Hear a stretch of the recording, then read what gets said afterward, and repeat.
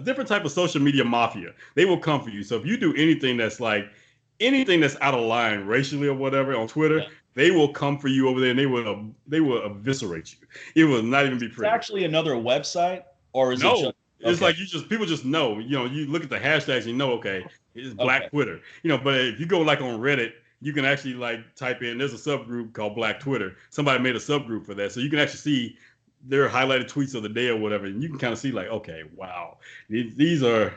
It's pretty much if you ever grew up around anyone from the hood and you hung out in the hood growing up, well, now the hood is online to the point where so it's like if you were welcome in, you take that pass and you behave. It's like, okay, they welcome you in. That means that they feel like you're one of them, but don't take it too far. But if you're someone that goes, it says some very inappropriate things and think that you can just say things without getting checked for it, well, this is not the place for you. They will let you know. And they will rag on you, man. They will sit there and let you have it. So, like I said, basically, I believe the original concept of Blackout Tuesday was to take that day. I believe it was the first Tuesday in June, and take that day. And when it says blackout, means that's the day that you take your black dollars out of the rest of the community and put it into the black community. That's the day where everyone collectively black goes and does business with black-owned businesses. And I know a lot of people, and there's always folks that always pop up like, well, because a lot of times I post on my Instagram stories, I'll post something and then you see the hashtag support black businesses. Well, why not support all small businesses? I'm like, if you don't take your all lives matter ass on somewhere with that, I said, here's the deal. If you look around, all these major corporations, how many of them are black owned? Okay, none. None. In fact, I can probably count on one hand out of all those top 500 companies on the S&P 500 and the top 100 companies on NASDAQ, I can probably count on one hand how many actually have a black CEO, So don't even come to me talking about why not support all businesses. Well, I'll tell you what, if you think that all those businesses matter, then start with the black ones, because those are the ones that struggle the most. Those are the ones where, here's the deal. I know people like to talk about reparations and things like that. There are different ways of getting reparations. There are different ways. Now, just to get a government handout, I think it's very irresponsible and then there's going to be some black people going to be pissed off that I just said that. But just to get a check, and it's actually Bob Johnson who used to own BET. Yeah. And he actually, a couple of weeks ago, was saying that, I believe, and I don't want to misquote him, but basically I think he said that as far as what is owed because of slavery, what is owed to the descendants of slaves who are here now, basically somewhere around like each one would get a check for like something around $350,000 each. So of course people stand up like, we can't just give money like that, because that'll be probably about 1.3 trillion or something like that.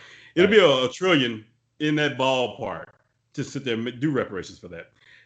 Now there'll be a lot of people. Why would we do that? Well, you just got reparations just because of a freaking virus, because they just spent $1.3 trillion giving you a $1,200 check that you probably already blown right now. And because so soon they'll say like, well, if you give these people, easy with that. If you give these people that check, they're probably just going to blow it. They're just going to probably go out and buy sneakers and video games and whatever else. And then I got to ask, well, what did you do with your $1,200 stimulus check? Did you actually pay your bills? And if you did pay your bills, did you get caught up? Or did it not even make a dent? So did you just waste your check as well? So what makes you any different? So you're speculating right now. But let's ask you what you did with yours, because you actually got economic reparations because of a government that's very irresponsible with spending up until this point. It's been irresponsible for hundreds of years here, for a couple of hundred years. So you benefit off your own version of reparations. And let's talk about all these other cultures who have been wronged and how they were rewarded. They got reparations, whether it's the Jewish community, whether it's the Native American community. Now, kind of sucks what happened with the Native American community, because it's the same thing that happened with slaves. Once slaves were freed, people wanted freedom. Slaves wanted freedom. But here's the issue with freedom. When you've never had it. Once you get it, what do you do with it? They were not set up to succeed once they were freed. Because what ended up happening, they got freed, and then they had no jobs, they had no homes, they had no clothing, they had no food, they had no shelter. Everything that they had was provided to them by someone else, their slave owner. So once they were free, they had no idea how to do those things, because they've only known one way in life. So what ends up happening, they become sharecroppers. And then if they are able to get some land or be able to work, what they do, they went back to work for the slave master. But now that slave master has a lot more control than he actually did when they were his slaves. because now he doesn't have to treat them at any kind of way. Now, he didn't necessarily want to kill all his slaves or starve them to death or whatever else because he needed that product. He needed that product to work his land. But now it's like, okay, I don't owe you anything now, so I'm going to take whatever I want, which pretty much will be everything. And on top of that, I don't have to treat you right physically, mentally, emotionally, whatever else. You can take it or leave it. So he actually had more of an advantage by slaves being free than they were actually still being slaves. And a lot of people don't think about that. Well, that's because those slaves were not set up to succeed after that. It was very irresponsible on that part from a humanitarian standpoint of Lincoln to have the Emancipation Proclamation without a true plan in place. But at the end of the day, this is when you start to realize Lincoln didn't necessarily do this to free the slaves. He did this to save the Union. That's what it really came down to. That's what it really came down to. Because honestly, both the North and the South were benefiting from slavery.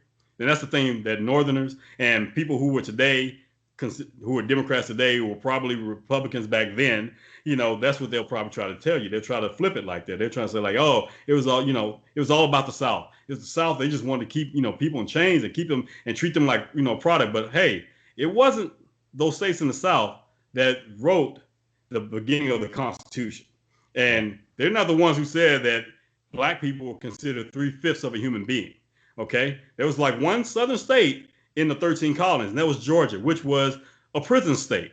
And that was a prison state full of various colors and races of prisoners for the most part. People forget that. And most of them came from like Australia and places like that. They were indentured servants. They owed money, they owed taxes, and that's where they would go until they worked off their debt, and then they go back home. But other than that, all the rest of those states were up north. So let's not forget that. Let's not take that away. Just like I always see people fighting about the Confederate flag. And as soon as they're, oh, that's a sign of racism, I'm like, yeah, but that wasn't the first flag we had. First flag we had is the one is the one that with the 13 stars. And then eventually we got the one that with stars, bars, and the other stripes that we have now, and that we have now.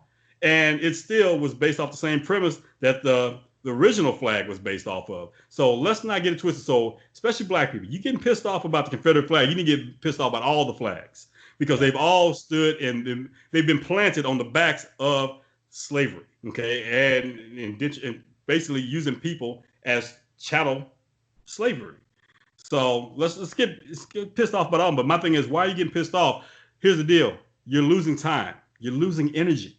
You're losing energy by getting pissed off by those things that happened 250, 275 years ago, 285 years ago. What are you going to do now?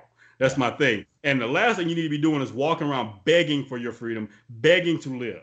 My thing is, here's the one thing I can say about those founding fathers. They never begged for their freedom. They didn't beg for them to be treated as men. They took action. And so now let's think about that. Let's think about that. When you're seeing what's going on right now with the rioting and the looting and all that, and tearing and destroying the property, of course, there's some people that try to say, yeah, but they didn't do that with the Tea Party, with doing the Boston Tea Party, blah, blah. But here's the thing. Anything that was redcoat related, they were savages back then. Those founding fathers were savages. They were prim and proper gentlemen when it came time to do the Constitution. But prior to that, it was straight guerrilla warfare. Yeah. And because they were tired of it. They pretty much asked in the beginning, hey, calm down with those taxes over there, George. And pretty much, hey, we're trying to build something over here. Leave us alone and let us build it. Isn't this why we're here? Why do you keep interfering with that? Why every time we take 2 steps forward, you come in and slap us by 5 steps back? We're getting tired of you stepping on us like that. And enough is enough. King George's like, nah, bro, I'm going to do what I want. I'm in charge. I'm the king. I'm the one. I own you. The only reason why you're there is because I let you. And I can take that away from you at any time. And they got pissed off. They got tired of it. They did what they had to do to stop them. Well, guess what? Don't sit there and scream about, this is not what America is based on, this looting and destroying a property and blah. Hey, it is. It's been about looting and destroying a property. Ask the Native Americans. That's the reality that you have to deal with. So everything you're seeing right now, again, like Malcolm said, this is the chickens coming home to roost, because we've learned from the best. Marginalized people have learned from the best. They've learned from their oppressor what needs to be done. That's how the oppressor became the oppressor. That's how they showed that they were the stronger power, because they exerted the force. They had the weapons. They had the mindset. And that is the reason why so many people in power always want to find ways to create laws and also want to create a narrative to keep you weak and keep you from standing and banding together and then have an uprising. Because at the end of the day, this says in that Constitution, and those founding fathers started everything off. We the people is where everything is right there. We the people, not we the politicians, not we the police force, not we the congressman, not we the House of Representatives, we the president. No, it's we the people. And people have forgotten how much power they have. Look, man, and I kind of get what Kanye said when he's talking about slavery was a choice.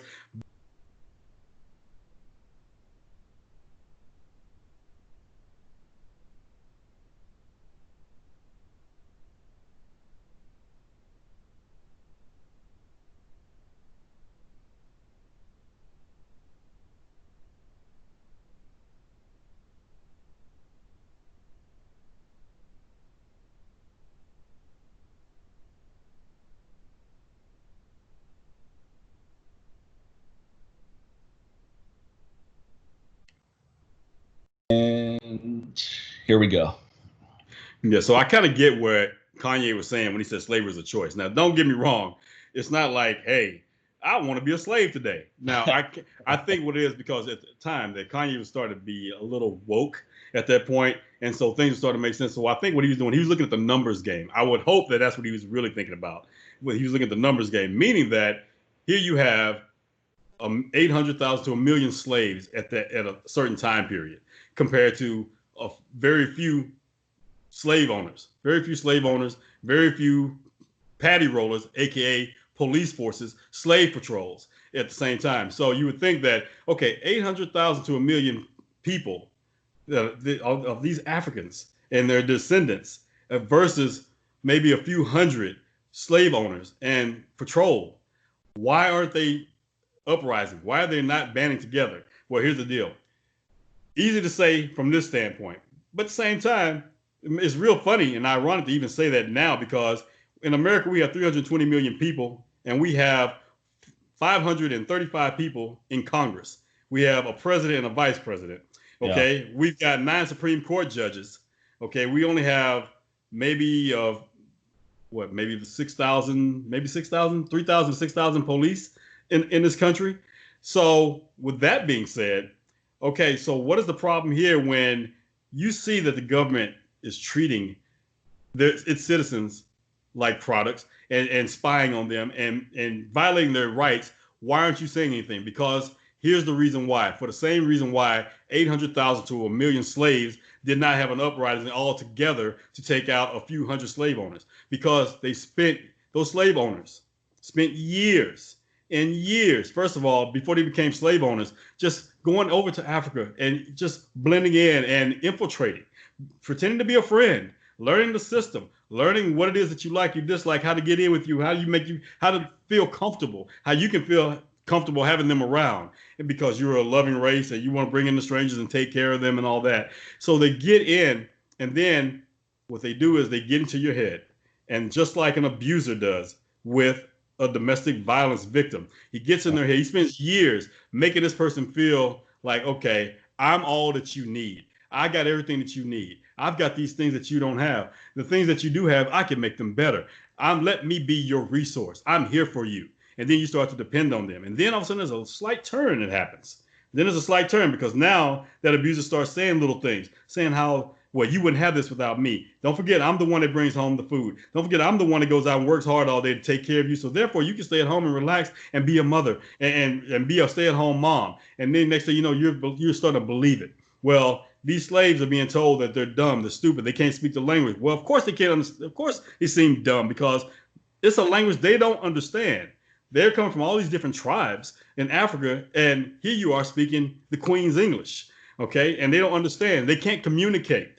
Anytime they try to communicate in their own language, then as soon as someone's speaking their language, that person's getting beat or they're being killed. Well, now you're thinking like, wait a minute. Every time, it's like Pavlov's dog. Every time someone speaks that differently than this guy, he hits them and he kills them in front of us, keeps doing it. So they start exerting this power. You start thinking like, okay, there's something about those words that makes him very strong and makes me very weak. And so that's another reason why I refuse to watch any of these lynchings, these videos of anyone being killed, like George Floyd or anyone being lynched by the cops. I'm not watching that video because of the very thing I'm talking about right now. You're not going to sit there and start getting in my head and make me feel like I'm lesser than you.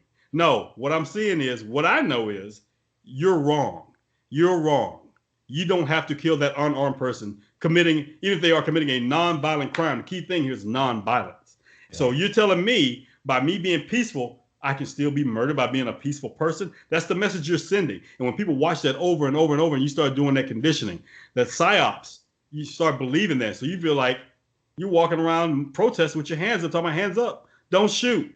I can't breathe. Stop killing us. You're begging for your natural human right. That's like me asking you, Mike, do you mind if I actually breathe out right now? Is it okay if I actually get some oxygen now? And is it okay if I let go of this carbon dioxide so I can live? Is that cool with you? It's like, no, it's my right. I'm going to fucking breathe, dude. So who are you to tell me when I can breathe and when I can't? So getting back to Kanye and all that, that being said, so when you sit there and say that slavery was a choice, I get what I'm thinking you're thinking about the numbers game. But again, you're also missing, you're thinking about the physical part, the physical numbers. You're not thinking about what went inside the head of all those people. So every time there was an uprising, they put that smoke out. Take it back to Nat Turner, them Vesey, all of those. There was a lot more slavery books than's in your history books. It's more than just those two, and there's more than just, Harper's Ferry. There was a lot more, but here's the thing. The winner gets to rewrite history. And that's what happened. So they're going to leave out a lot of that stuff. That's the reason why now in your textbooks, they don't even refer to slaves as slaves anymore. They were called workers. Are you serious? Workers? Really? And I know right here in the state of Texas, they tried that with their history books when they did the revised history books, and they caught hell for that, trying to just change the narrative. That's the thing. When you're in control, you control the narrative. That's why your media is only showing, they show 1 minute, show peaceful protesters, then they show rioters. But all you remember is like when the story started, you saw a lot of black faces with their hands up or saying no justice, no peace. And next thing you know, fast forward, it cuts right to a building being burned. You're not even looking and seeing that, okay, there's a black bandana covering a white face burning down their Wendy's. All you remember is the video clip started with black protesters being peaceful and brown protesters and some white ones, but you're not looking at who's the ones actually looting. Now, trust me, there are some black faces out there looting as well, but it's the problem with a herd mentality. That's the thing about that thing. That's why I feel like another thing, protesting, especially in 2020, is dead and gone. It's falling on deaf ears. It's falling on deaf ears until now. When things started to change, even this whole defund the police movement that's going on right now. We'll talk about that in a second. But and that's going to go back to me talking about the Emancipation Proclamation. Defund the police is right in line with what happened with Lincoln and the Emancipation Proclamation. Well, actually, let me interject one thing, because I just want to get your point on this. Okay. With the whole Blackout Tuesday, what was your take on that, where you saw all of these black boxes loading up on Instagram? And also what I saw a lot of, and I want to get your take on this too, is I saw a good amount of white people feeling like they need to apologize for being white. My thing is, again, let's think about that abuser. Okay, let's think about that abuser. He can whoop that woman's ass and some men, so he can whoop her ass all the time. And what's the first thing he's going to do? He's going to apologize. Or if he hurts her, his relative, his brother, his sister, his mother, they'll apologize. I'm so sorry. I didn't know my son was like this. I'm so sorry for what happened to you.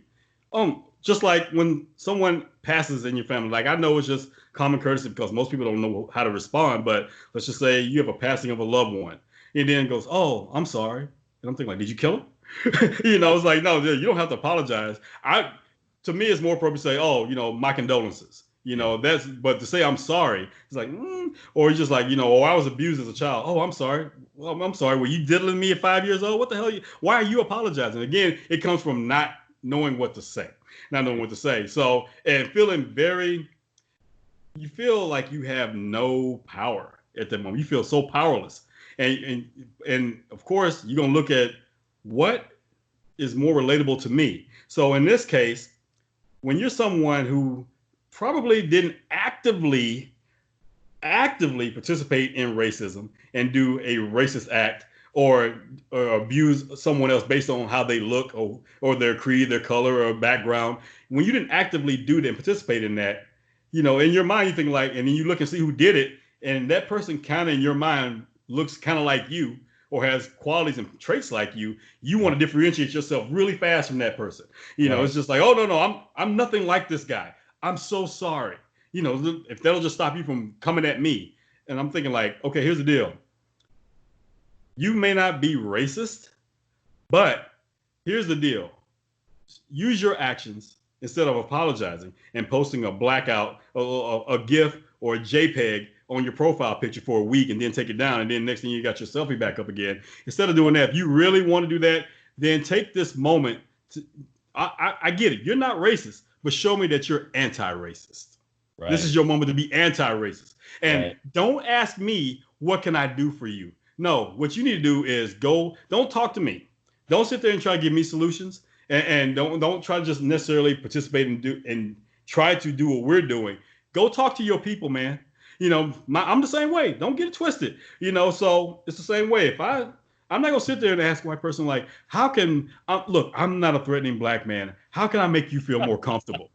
Okay, how can I make you feel more comfortable? How can I put you in a situation if I walk by your car, you won't lock your door? You know, you know, so, or you won't grab your purse in the elevator and move to the corner, you know, and at the same time, just because I teach situational awareness, I'm like, well, that may be a smart thing. I don't care who it is. Don't just do it for the black guy that gets on the elevator. Do it for anybody that gets on the elevator, because there's some meth head white women out there you wouldn't even know, and they'll take your stuff too.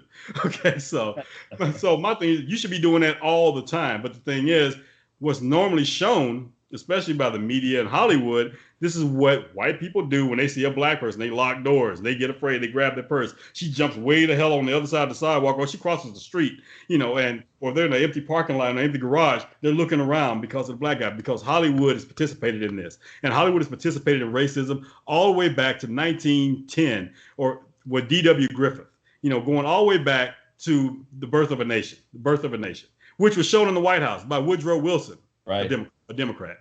Okay, so you know, he probably one of the most racist presidents that you would have, and another reason why our economy is so effed up, because this is the man that pretty much that put the Fed and unleashed the Fed on us and the IRS and all that. So because trust me, we were doing pretty well without taxes for the most part, as far as infrastructure, long before all that. So Woodrow Wilson is a hot mess all on his own. It's a whole different discussion right there. But like I said, getting back to Hollywood, so even in Birth of a Nation, D.W. Griffith, you know, he's portraying the black character as this rapist. That's all black men wanted to do was to get out and rape white women. That's what they showed. And then Woodrow Wilson said this is like one of the greatest movies of all time, like greatest art masterpiece of all time. Really? It's a white guy in blackface that's trying to rape a white woman, but then she's saved by who? The Ku Klux Klan, aka the original slave patrol / law enforcement / police force.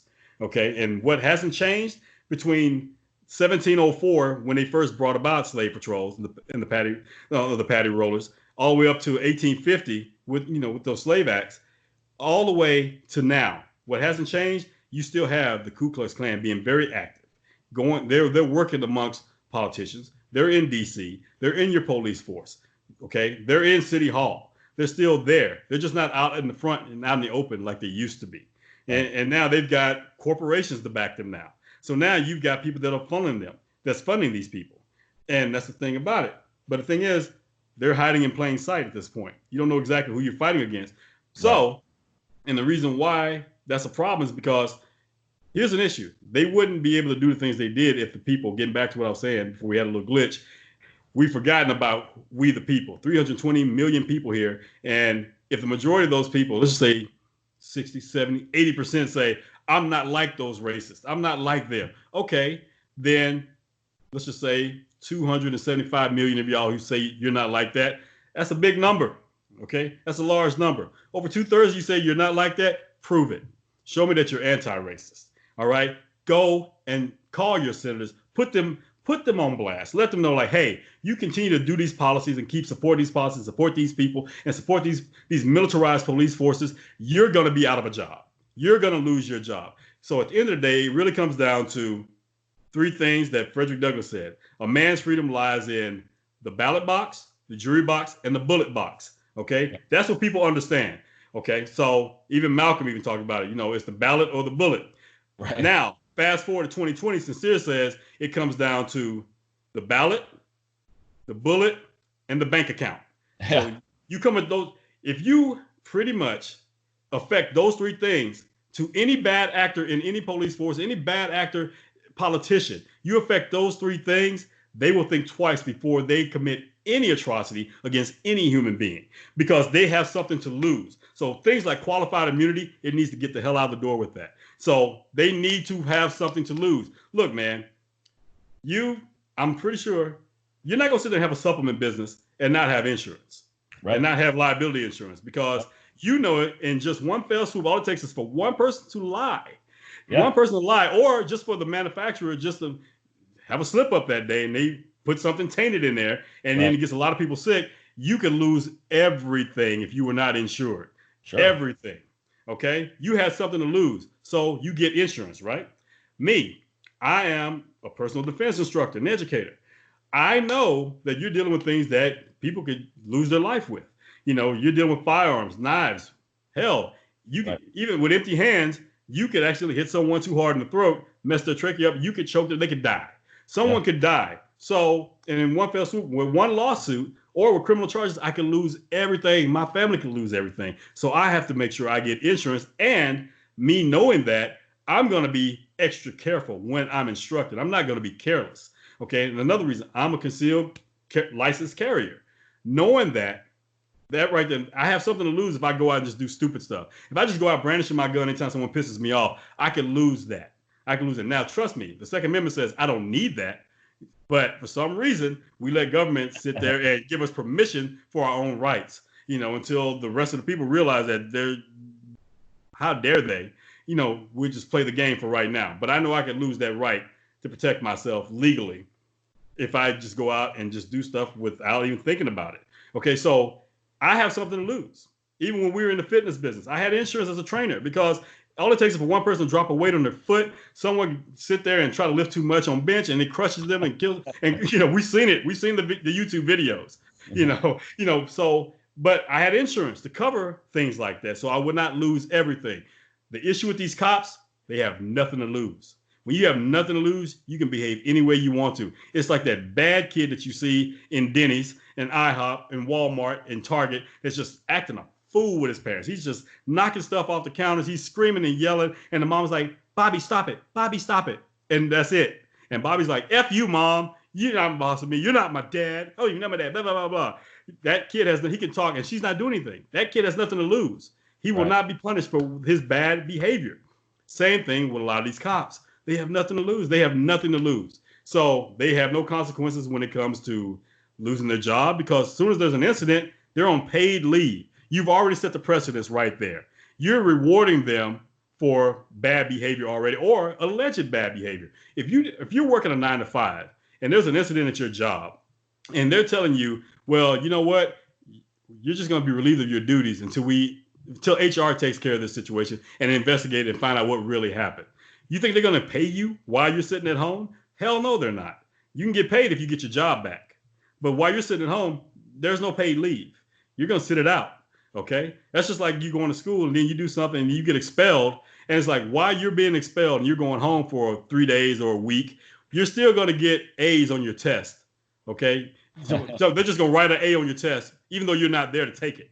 Okay. So, even if you're expelled for the whole semester, they're going to pass you, even though you weren't there. That's what paid leave looks like. Okay. So then what's the point of them even learning anything? At what point do they say like, oh, I did wrong and I should do that again when they know they can be rewarded no matter what? So that's why qualified immunity that needs to go out of here. These guys need to feel. What exactly is qualified immunity? So basically, whether it protects a cop, especially if they kill or harm an innocent person, from being sued. It keeps them from being sued, keeps them from being prosecuted. Okay, so that's the reason why the ones that are being prosecuted actually have to be fired. Is it a union-based initiative, or is this something that's just built in the system? I don't quote me, but actually I think it's already just built into the system itself. Okay. But the union just makes sure that it's enforced, right? And that the system doesn't deviate from that. And that's the reason why Rand Paul, the senator out of Kentucky, he wanted this scrapped. He wanted this done, over with, or whatever. Now, if I'm not mistaken, at the time we're recording this, I think they shot it down. which makes me wonder, okay, so you need to go and look and think about how many of your elected officials were in favor of not scrapping this, Right. whether Democrat or Republican.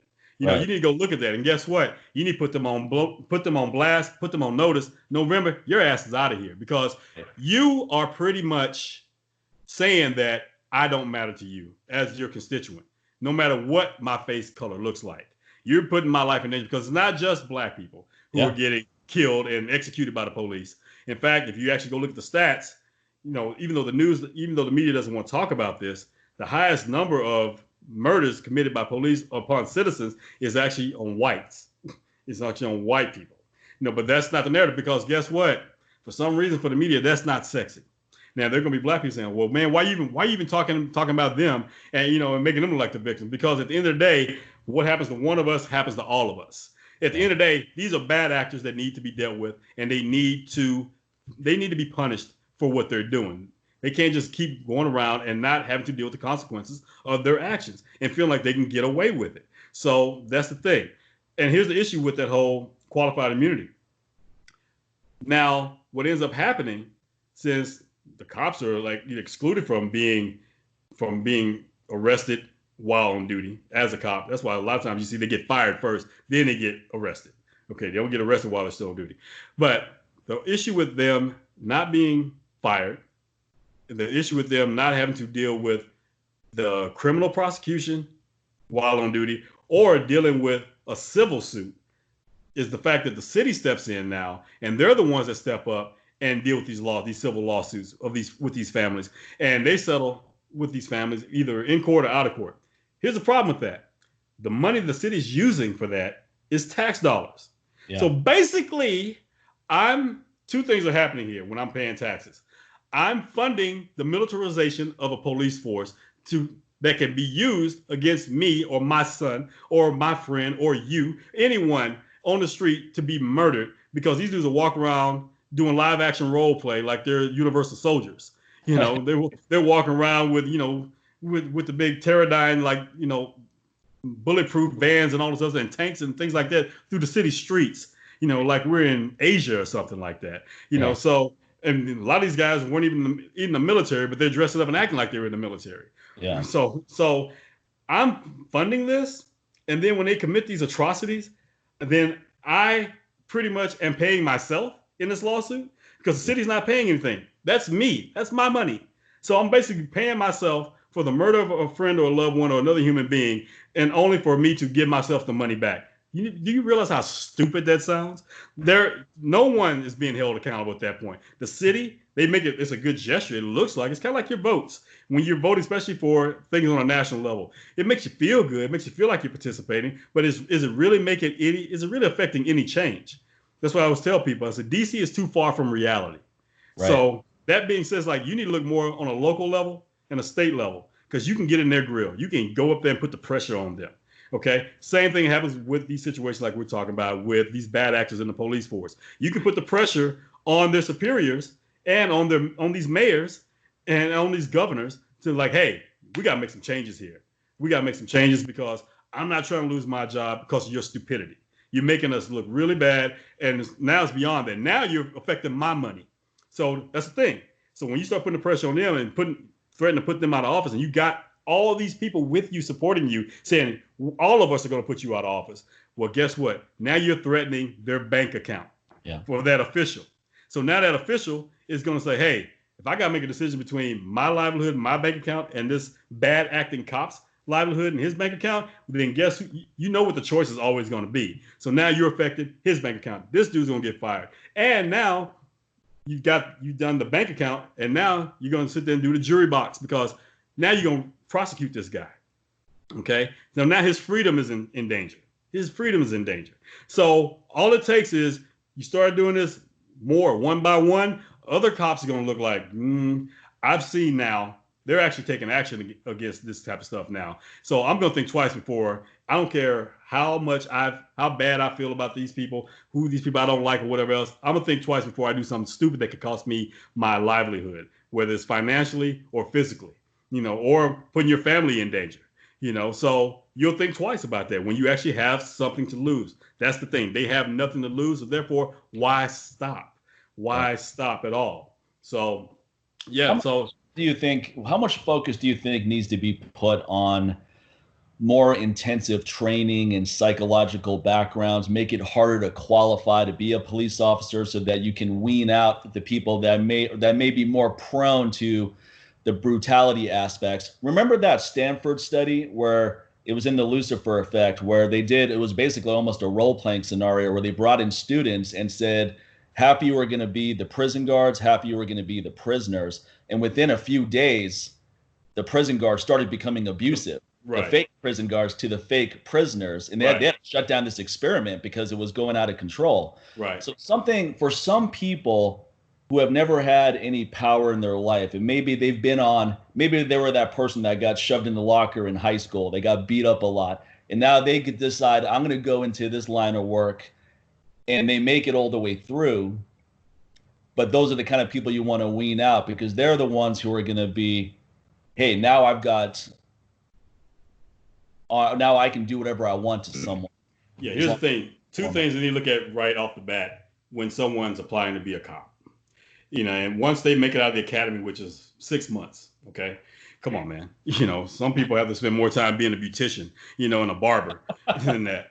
So that being said, you need to look at the 2 T's. You need to look at territory. I almost lost my other T. So, and territory and time. I think of a few. Yeah, exactly. Exactly. So one of the things I want to talk about is first of all, let's look at territory.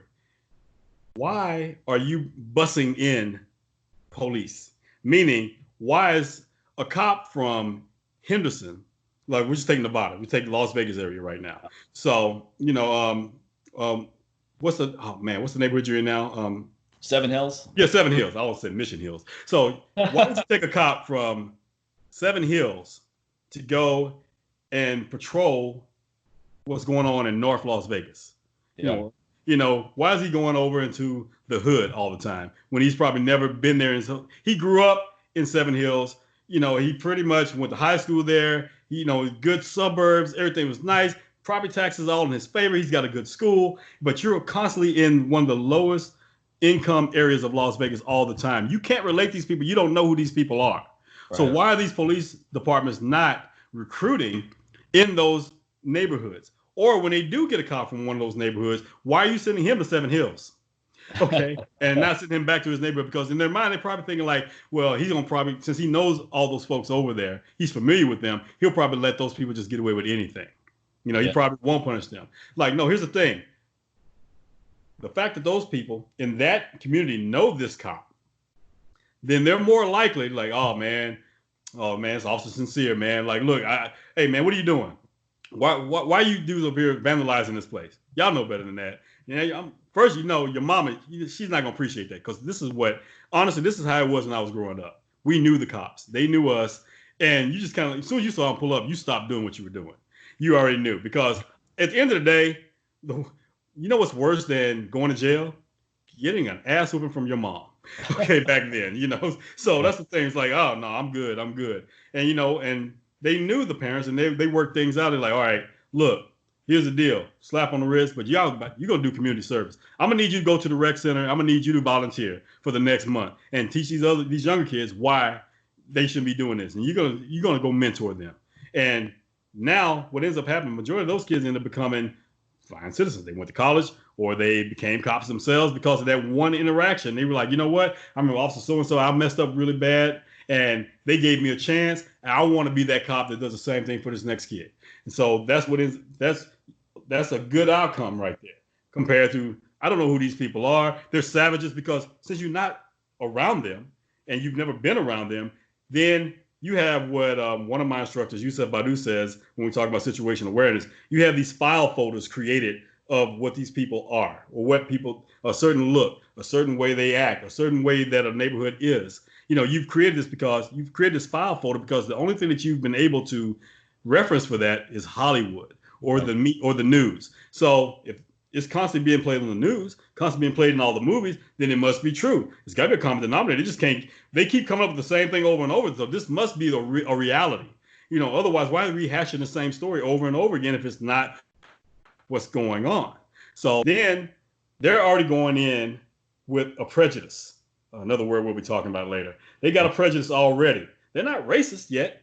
Yeah. It's a prejudice. There's a bias right there. It's a very implicit bias that, okay, these people, all they do is their own drugs. They sell drugs. They will destroy their neighborhoods. They don't care about anything. They're all on welfare. They don't give a damn about the next person. They'll rob an old lady next to it that they grew up with, blah, blah, because that's what you've been told. And you're a new rookie and you're working with someone. They're telling you the same thing. Hey, stop being nice to these people, man. I've been on the force for 30, 40 years. Well, there's a problem right there. You've been on the force for 40 years.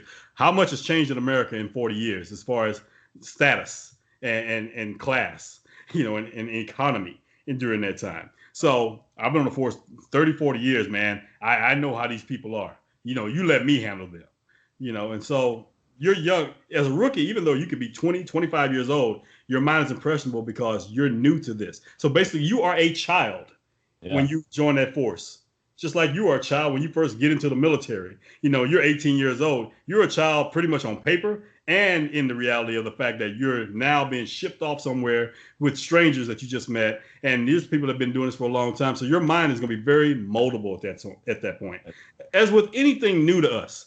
Okay, so trust me, getting into the firearms industry and all that, there were these people that I looked at because I saw them a lot that I listened to or whatever. But as I get deeper and deeper into this, I started to kind of realize okay, they have their points, they have their things, they have their way of teaching, whatever. But it's not necessarily for me now.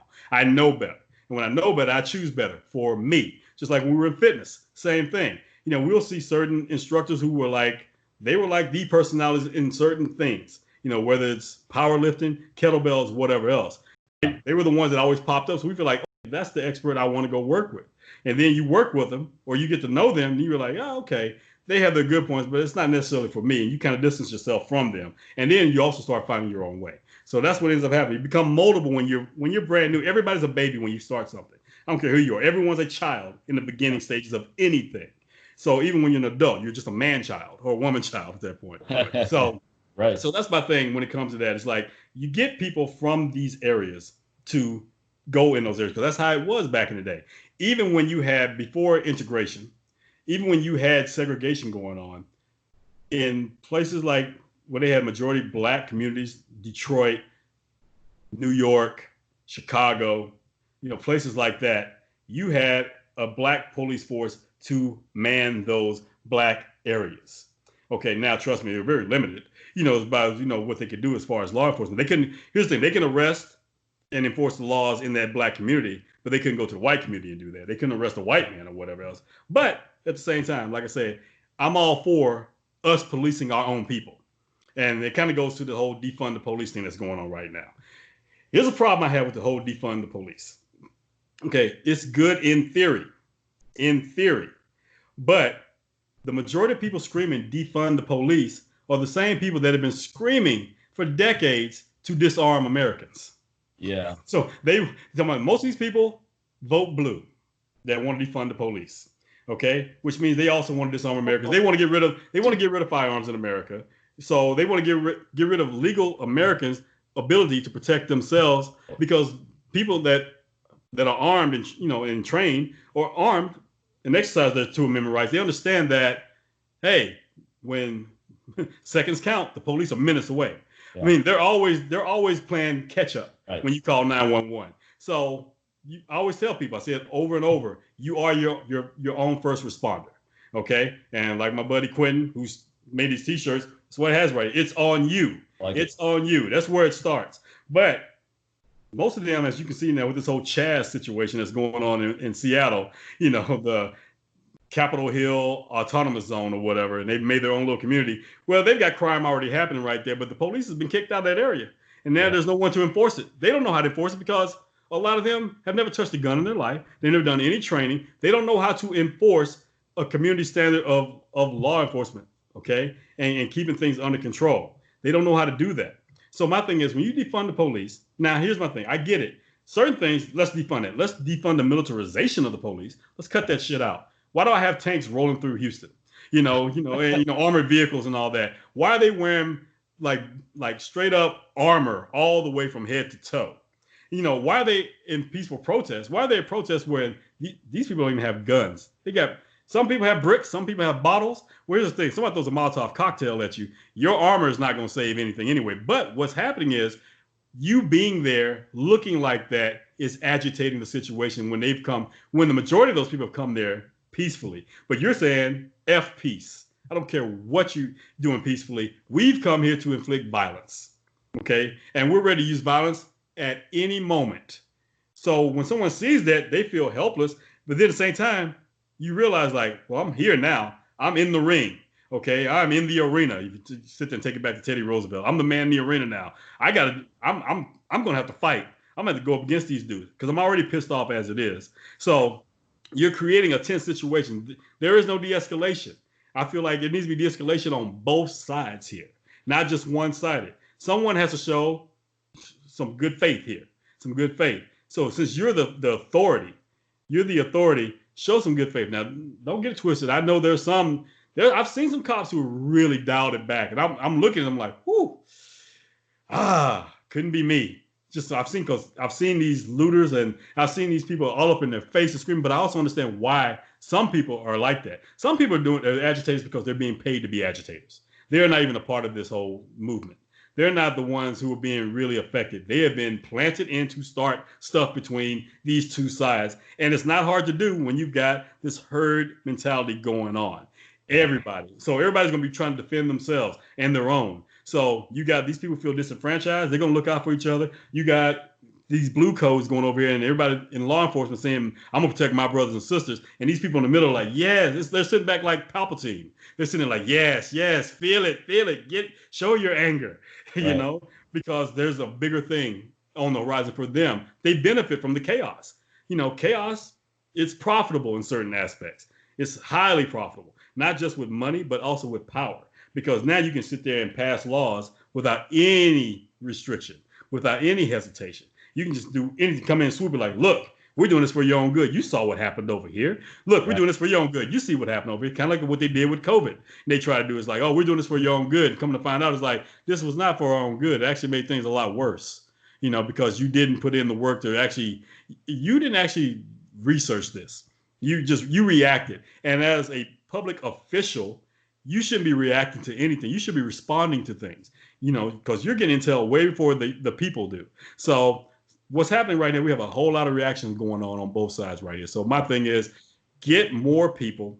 And like, I'm going to get back to what you're saying, that psychological evaluation is another thing. I mean, put them through it, man. You think you're just going to let some dude off the street just become a doctor?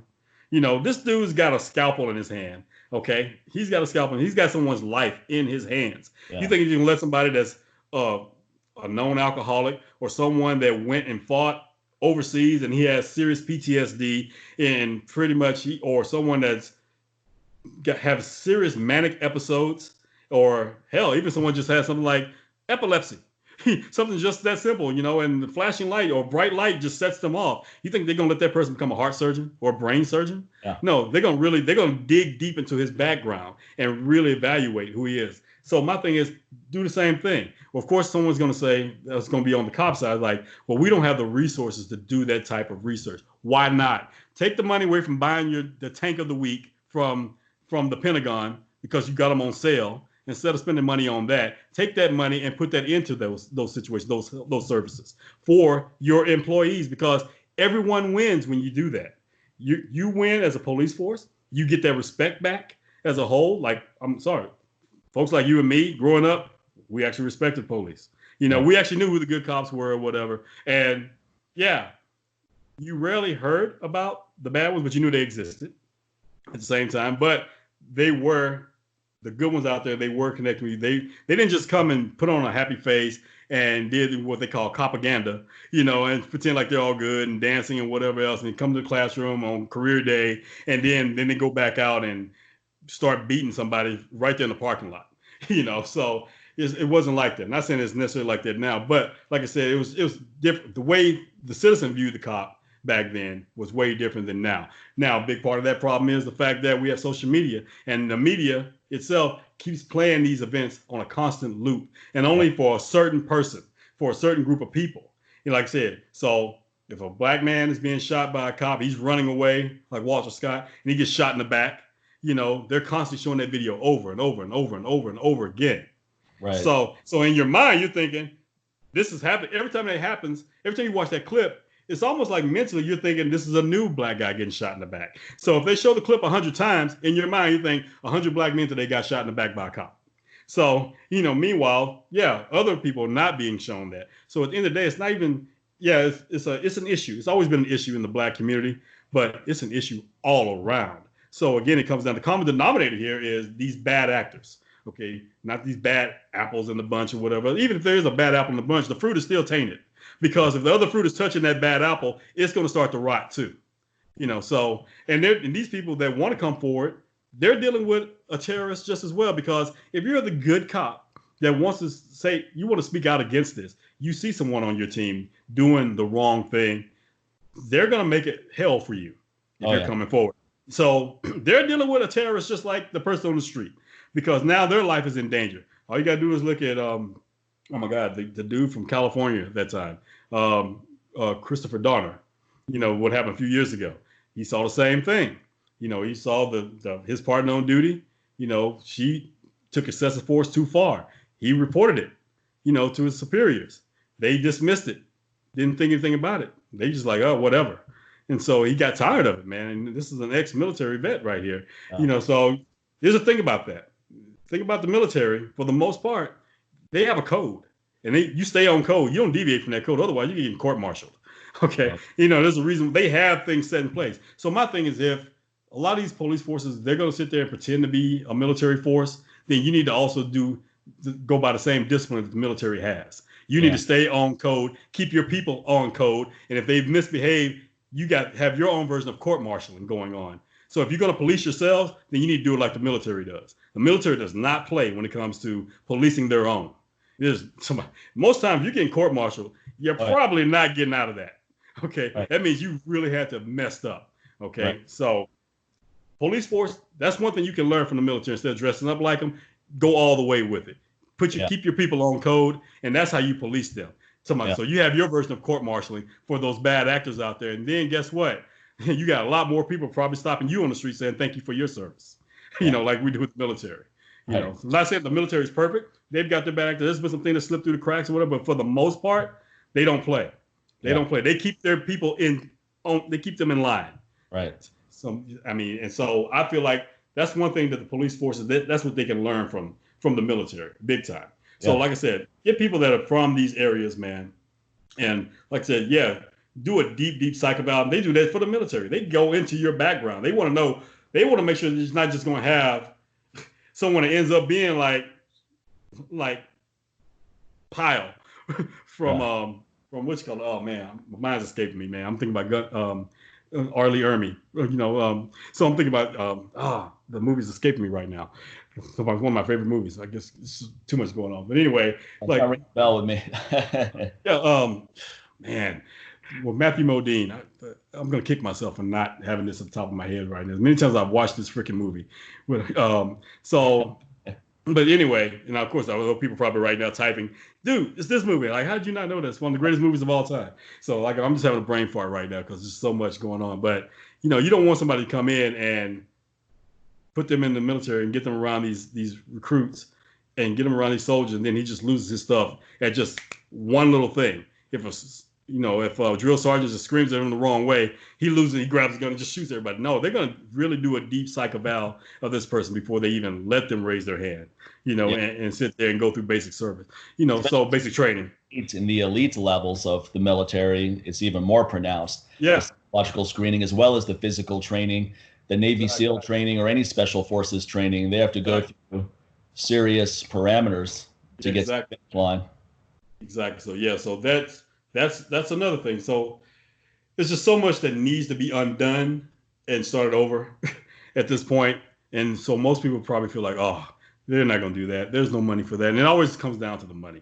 It always comes down to the money. And then someone's always gonna say, well, we don't have the budget for that, or we're gonna have to tax more to do this. And instead of just shifting some things around or making a sacrifice, cutting your own salary in order to make this happen.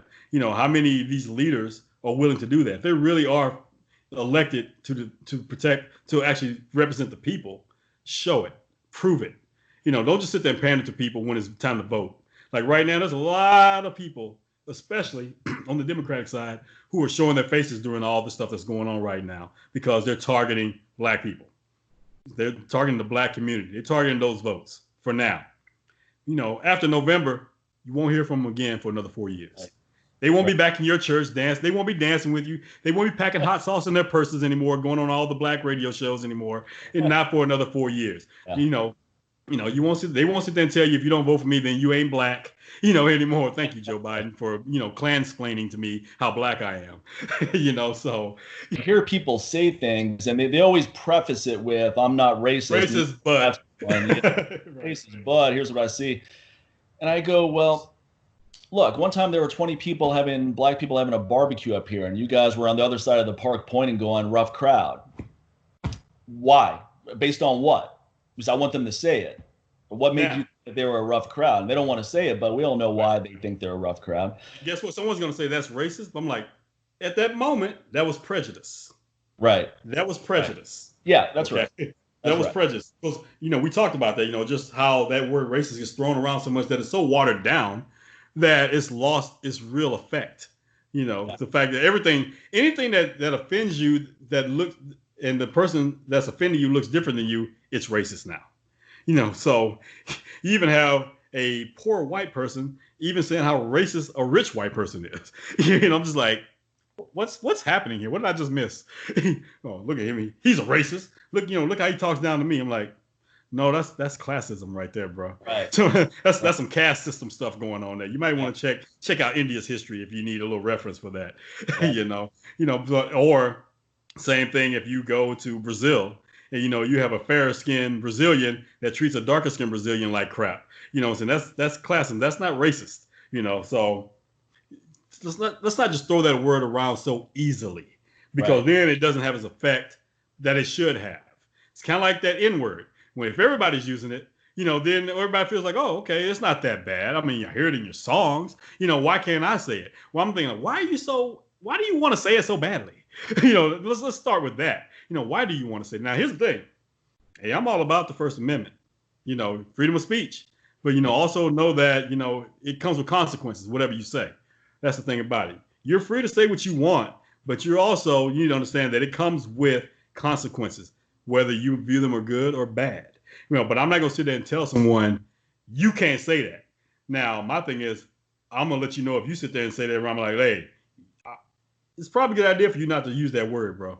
Even in the song right now, because, we're friends. Like, we have a mutual friend where I had to do that. I'm like, I'm going to let you know right now, that's not acceptable in my vehicle, because now you're in my domain. What you do outside my truck, public park, property, whatever, that's your business. Now you're in private property. And in my home, in my domain, you're not going to say that without dealing with consequences. Yeah. Okay. It's really that simple. Yeah, you can keep saying it, but I'm saying it's probably not a good idea, at this point. Now, with that situation from a mutual friend, I let them know that, the fact that I'm going to check you now because I'm your friend. Someone else is probably not going to afford you this benefit of the doubt and give you a way to back out of it like that. They're probably going to react. I'm responding. They're going to react, and you're probably not going to like the reaction. You think it's cool because of your experience and your lack of experience with what comes with that word, because I also look at that person's upbringing. I look at where they were raised, and I can see where they feel like, oh, it's okay. It's okay, because they're from a generation where it's pretty much thanks to the entertainment industry and thanks to music, it seems like it is okay.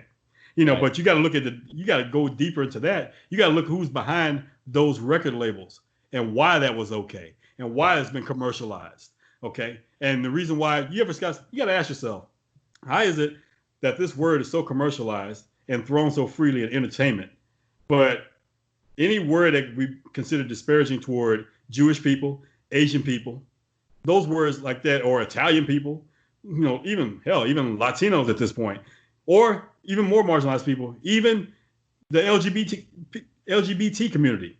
why things like that are not thrown around so freely in songs. You got to ask yourself, instead of just looking at, want to say that word so bad, you got to say like, why is it this word is so easy for me to say, but I can't say those other words? If you even go back and listen to some of the first couple albums from Ice Cube when he went solo, the N word is thrown throughout all those albums. America's Most Wanted, Death Certificate, Lethal Injection, all of those. But anytime there's a disparaging word that would be considered racist or anti-Semitic, the word is cut out. Even on the explicit version of the album, that word is cut out. That's by design, man. That's by design. So, of course, when a lot of those executives are part of those cultures that anti-Semitism would be directed toward, why would they approve that? You know why? Because in their communities, they stay on code. Right. They stay on code. They're not going to let you disrespect. They're going to let you profit off the disrespect of their community that you're a part of. So black people, we got to do the same thing. We got to tell people like, hey, and don't sit there and try to flip it like, oh, now it's a word, it's a term of endearment. No, it's not. It's not. Okay, so we got to stay on code. We got to check ourselves before we start asking other people to sit there and respect us. We got to respect ourselves. We can be like, hey, we got to check ourselves. Hey, bro, don't say that. Hey, let's stop using that word. And of course, they start getting belligerent or whatever. Look, man, it's all about how you say it. Some people you can't fix.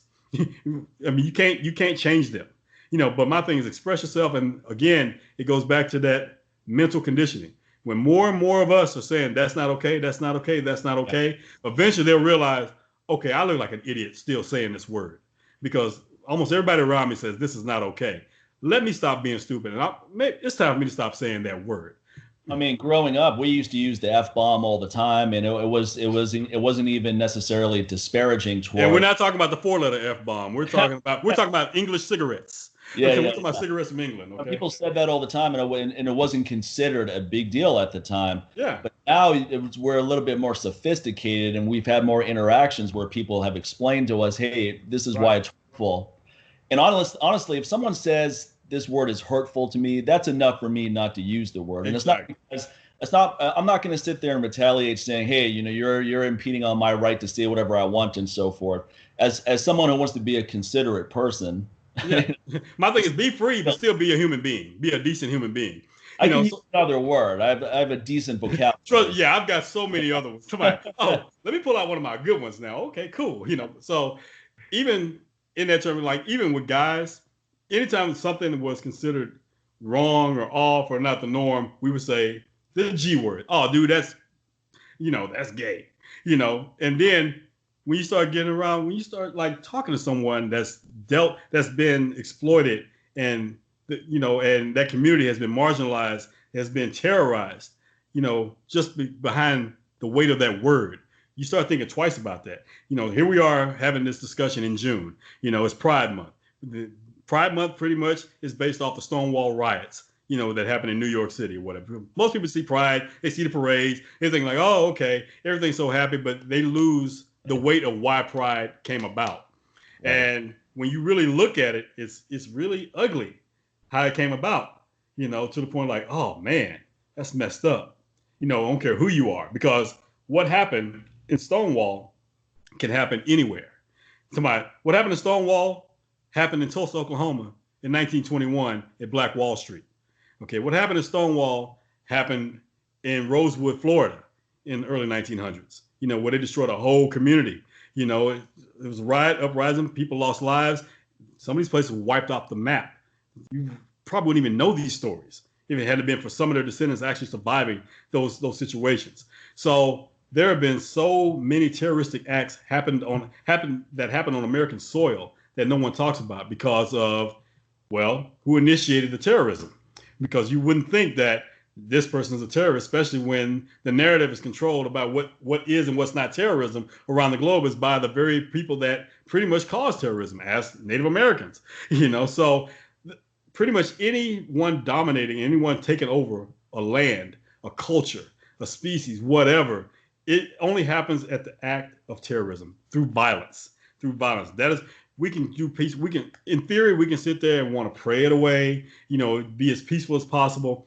But at the end of the day, when someone's trying to dominate you, the only response they understand is violence. And I always say, at the end of the day, people don't like when I say this. A lot of people don't, but then anybody that can think will realize like that makes sense. at some point in your life, you have to make peace with the concept of violence. When you make peace with that, it means that you understand what it is, why it is, and when it's necessary and when it's not. That's when you make peace with the concept of violence. I didn't say make peace with committing the act of violence. There's a big difference. So my thing is, when you recognize it, then you'll respect it, and then you'll actually think twice about whether or not it's something that you want to commit. Just like I have an issue when people say, "Oh, I don't see color." Then that means you don't fucking see me. Okay, that means you're not even looking at me. That means, or in your head, you're trying to make me out to be something that I'm not. Because you're making up this whole little storybook, and that means you have an expectation, which means you're doomed to have a disappointment because you've attached yourself and married yourself to an idea, a concept of who I am, instead of taking the time to actually get to know me and see who I am. So when I sit there and I let you down, when I don't fit that narrative that you created in your head, right, you're going to have a real problem. You're going to be disappointed, and hell, you might even be pissed off because how dare you not be what I thought you were. So don't sit there and tell me I don't see color. Don't sit there and say all lives matter, because if they do, start with the ones that are really catching hell right now and say like, hey, what is it I can do to make sure that they're not catching any more hell than they already have? And that, I don't care what community we're talking about right here, insert whoever, so like someone said, like something like, oh, blue lives matter. I'm like, and like this girl just posted, that's not a life. It's a shirt. It's a uniform. Okay. Right. Unless he's a Smurf. Stop that. I was going to say, I've seen a Smurf in the real world. Exactly. So it's not the Blue Man Group. It's not like it's 6 people that we're talking about their lives matter or whatever. So my thing is like, no, don't sit there and dilute and dismiss people like that. And that's really what it is. You're diluting the issue. You're saying, well, I don't want to focus on this Black Lives Matter because all lives matter. Let's just focus on that. Let's just focus on saving everybody. I go, well, right now, this is an important situation we need to talk about. So we need to be more specific. We can't just be so general all the time. It's the same thing as like, okay, it's like us coming from the fitness world. It's like, oh, I want to lose 100 pounds. On the first day someone comes to you, like, okay, what does that look like? Well, I mean, or better yet, it's like, okay, yeah, I want to hire your services, man. Okay, so what's your goal? I want to lose weight. Well, I mean, we want to start with like, well, we want to like get 5 pounds. We can probably do that in the first month. If we do this. Well, I'm just trying to lose weight. I'm not just 5. I just want to lose the weight. I want to lose all the weight. Generic goals. Yeah, I'm like, you want to lose all the weight? Okay, well, here's one way to do it. Jump off a cliff. Okay, my thing is, you want to lose 10 pounds right away? Cut off 2 arms. That's some quick weight loss for you. You got to drill it down and work from that very specific issue before it explodes and gets bigger and becomes a bigger issue. So my thing is let's look at the reason why you are overweight. What the hell put you here? Let's look at what you're doing now. What does your food look like on a daily basis? What does your exercise regimen look like? What does your sleep pattern look like? What does your relationship life look like? What are all these things that can contribute to that look like? And now let's drill it down and let's start working on those things piece by piece by piece and start building blocks. No war is won by just dropping one bomb right off the bat. Something led up, even Hiroshima and Nagasaki, it took some things, okay? And Pearl Harbor is probably like that last thing. It's like, all right, Japan, enough is enough. We got to make it stop. We've been trying to be cool. We had these little wars here and there, these little battles here and there, but that right there, you took it too far. Now we're going to slap you with this. Okay, so that's the same thing. You can't just treat these issues with one fell swoop. One thing is not going to just make them go away. You got to start drilling down. So for all lives that matter, you got to start looking at which lives are really catching it. Like, oh, this one, yeah, but okay, they've made some advancements here. So now that we've come here to see what these people advance, that have advanced a little bit, hey, come with us, because now I see right here on this next level below you right here, these people need some help with this. So now that you guys have been afforded the opportunity to live a little bit better, now you're in a position where you can come help us here. And then boom, boom, here's 3 more. You help them. All right, now let's drill it down some more. It's kind of like what we say with our show. It's like, look, at the end of the day, when it comes to our businesses, both of you and I have agreed that, hey, I want to make more money, not just to be rich, not to walk around posing on YouTube or whatever in front of a fancy car or me or my big tricked out lifted truck or anything like that. No, because I know there are folks that are doing far worse than me. And there are causes that mean a lot to me. And the only way I feel, I'm not going to go in, like even when we talk about Project Child Save, I'm not about to go in behind enemy lines to go rescue these kids, because that's not my skill set. Yeah. So my thing is, let me advance and grow my business. So therefore, I can do my part to help finance and send money to Ty to get resources for those guys that are going behind enemy lines to go rescue those kids, because that means a lot to me. And then I'm not going to sit there and depend on anyone that listens to us to be the ones that go out and do that too. I just want to lead by example.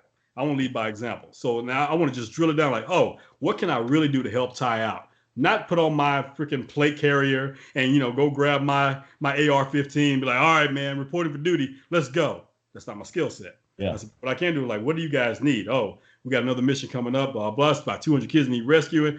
That sounds like you're going to need some money. So, and when is this going to happen? Oh, we're probably going to go in about 3-4 months. In my mind, I'm thinking like, okay, from that point on, I'm raising prices. I'm creating more classes. I'm raising the price on it. Or I'm doing one-off classes and make sure it's big or whatever. I'm looking at what specials we can come up with our restaurant that we can, get more income in for that month or whatever, and then take a percentage of all that and then funnel that to him. That's how I'm making a choice. Instead of me saying, well, you're just rescuing, child people are being trafficked, for sex trafficking. What about all these other slaves that, all the other slavery around the world that's going on? Why are you not going to saving them? I don't have time to be questioning this man's motives. He's taking action. So I have no other option but to take action too.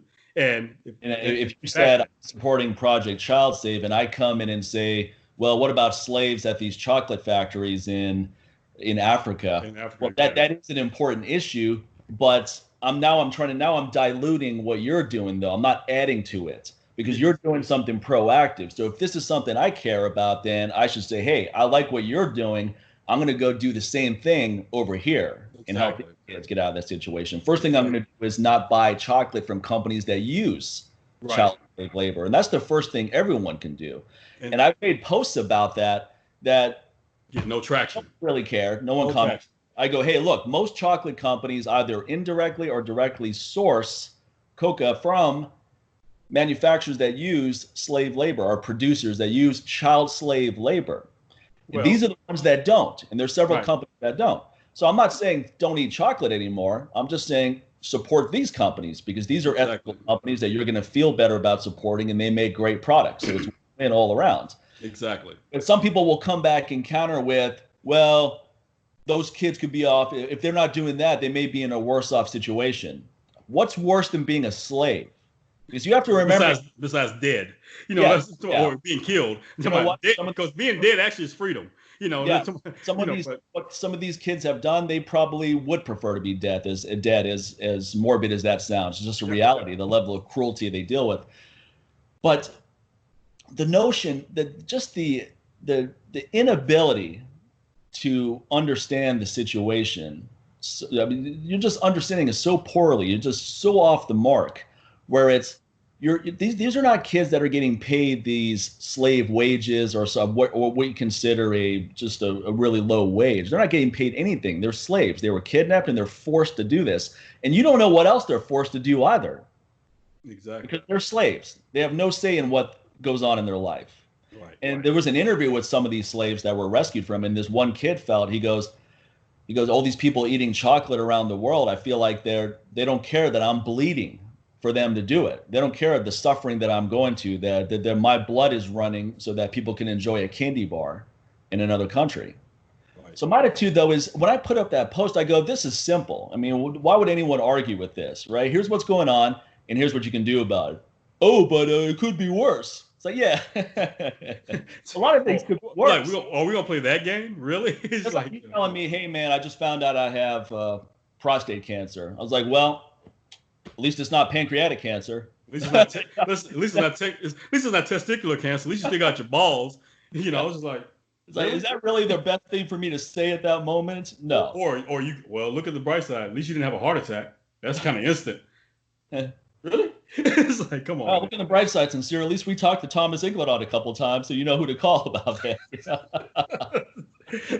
Like, yeah, but no, I'm going to use the yeah, but card right now. Like, yeah, but F you. When you say yeah, but fuck you, you got to make sure you leave a little bit of space between the but. Otherwise, it's yeah, but fuck you, and that's a little bit too much. That's a little bit too extreme. There, it's like, man, wow, they were like, whoa. Really, man. He didn't just say F you to me. He said, he wants to. He said, but fuck you. He's very specific about that. Oh. Yeah. So yeah. Man.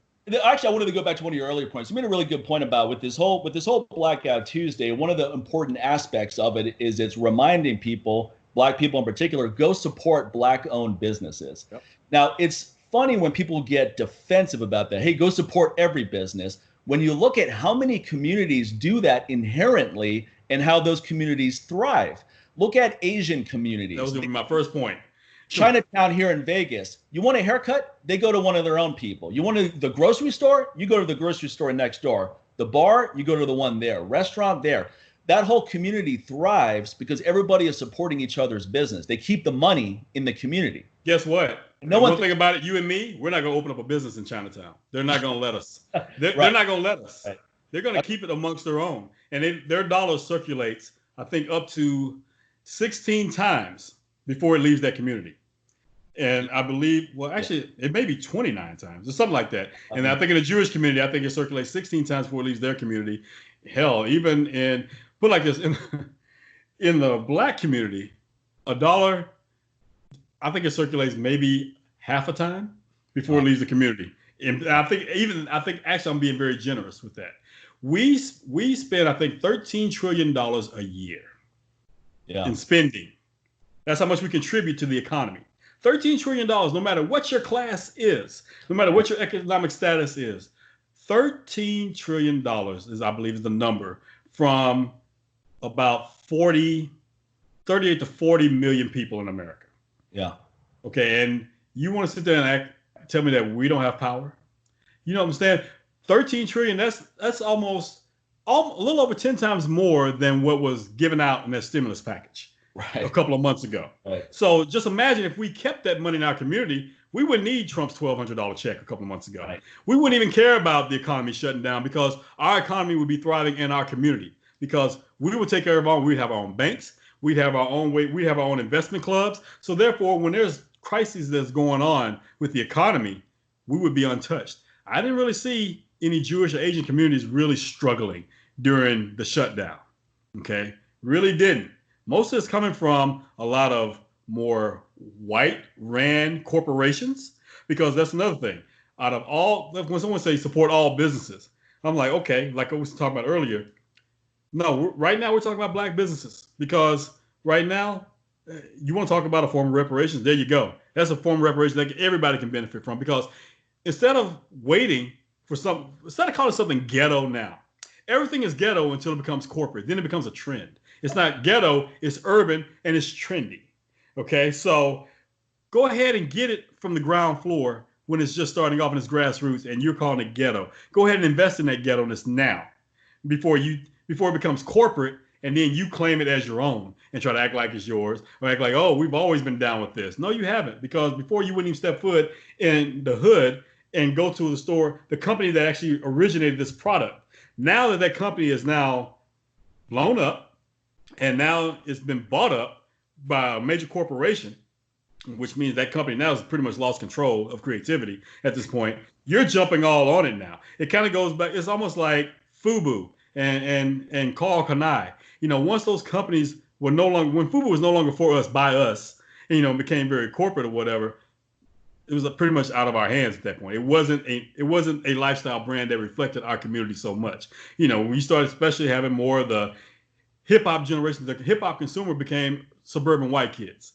So they were buying anything that looked anything hip hop. So they were buying the Carl Kanai, the Cross Colors, and all this, and FUBU during the 90s. And they commandeered and took over it, and pretty much then it started showing up in corporate stores like a Jeans West or places like that, Macy's and all this other stuff. At that point now, it's no longer a Black-owned business anymore for that point, because most of those guys at that time was like let me start a business. And then when they really start following mentors, people that actually were in the places where they wanted to be as far as billionaires, whatever, they saw that what these guys did, start a business, build a business, sell a business, repeat.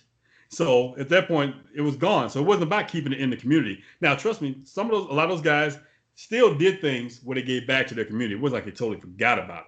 But when it came down to that business, it was no longer in that community anymore. So therefore, it wasn't there to thrive and help that community thrive anymore because they sold it off to the highest bidder. And so when you sit there and say, all businesses matter, whatever else, again, like I said, this is a way that everyone wins. Because if you go and support that small Black business, especially when you love those urban Black products, then get it from that Black business owner and creator. Okay, give him that respect. Because at the end of the day, those all businesses matter, which is basically saying those white businesses matter. Look, dude, you're already supporting those. Those are the big corporations. Hell, like I was saying, out of all those Fortune 500. You don't have to ever say go support white businesses because that's already happening. It's happening. Hey, are your lights on right now? If you have electricity, you're supporting a white business. Are you on this? You're using the internet and using Wi-Fi right now? You're already supporting a white business. It goes without saying. In fact, it's done. It's a done for you. It's a turnkey situation. It's done for you. Yeah. Okay, so there's that system that we were talking about right there. Okay, where that system is benefiting off of everyone else. It's set in place where it's pretty much hard to dismantle it. That's the reason why, even with this economy, you won't sit there and you're not going to let these airlines and all these other corporations fail during this economy.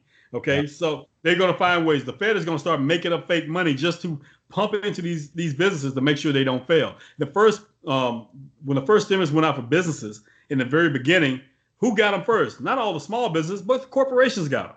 Okay, they got them. They took those stimulus checks first, those loans or whatever, those grants, and then and it's like, why do you need it?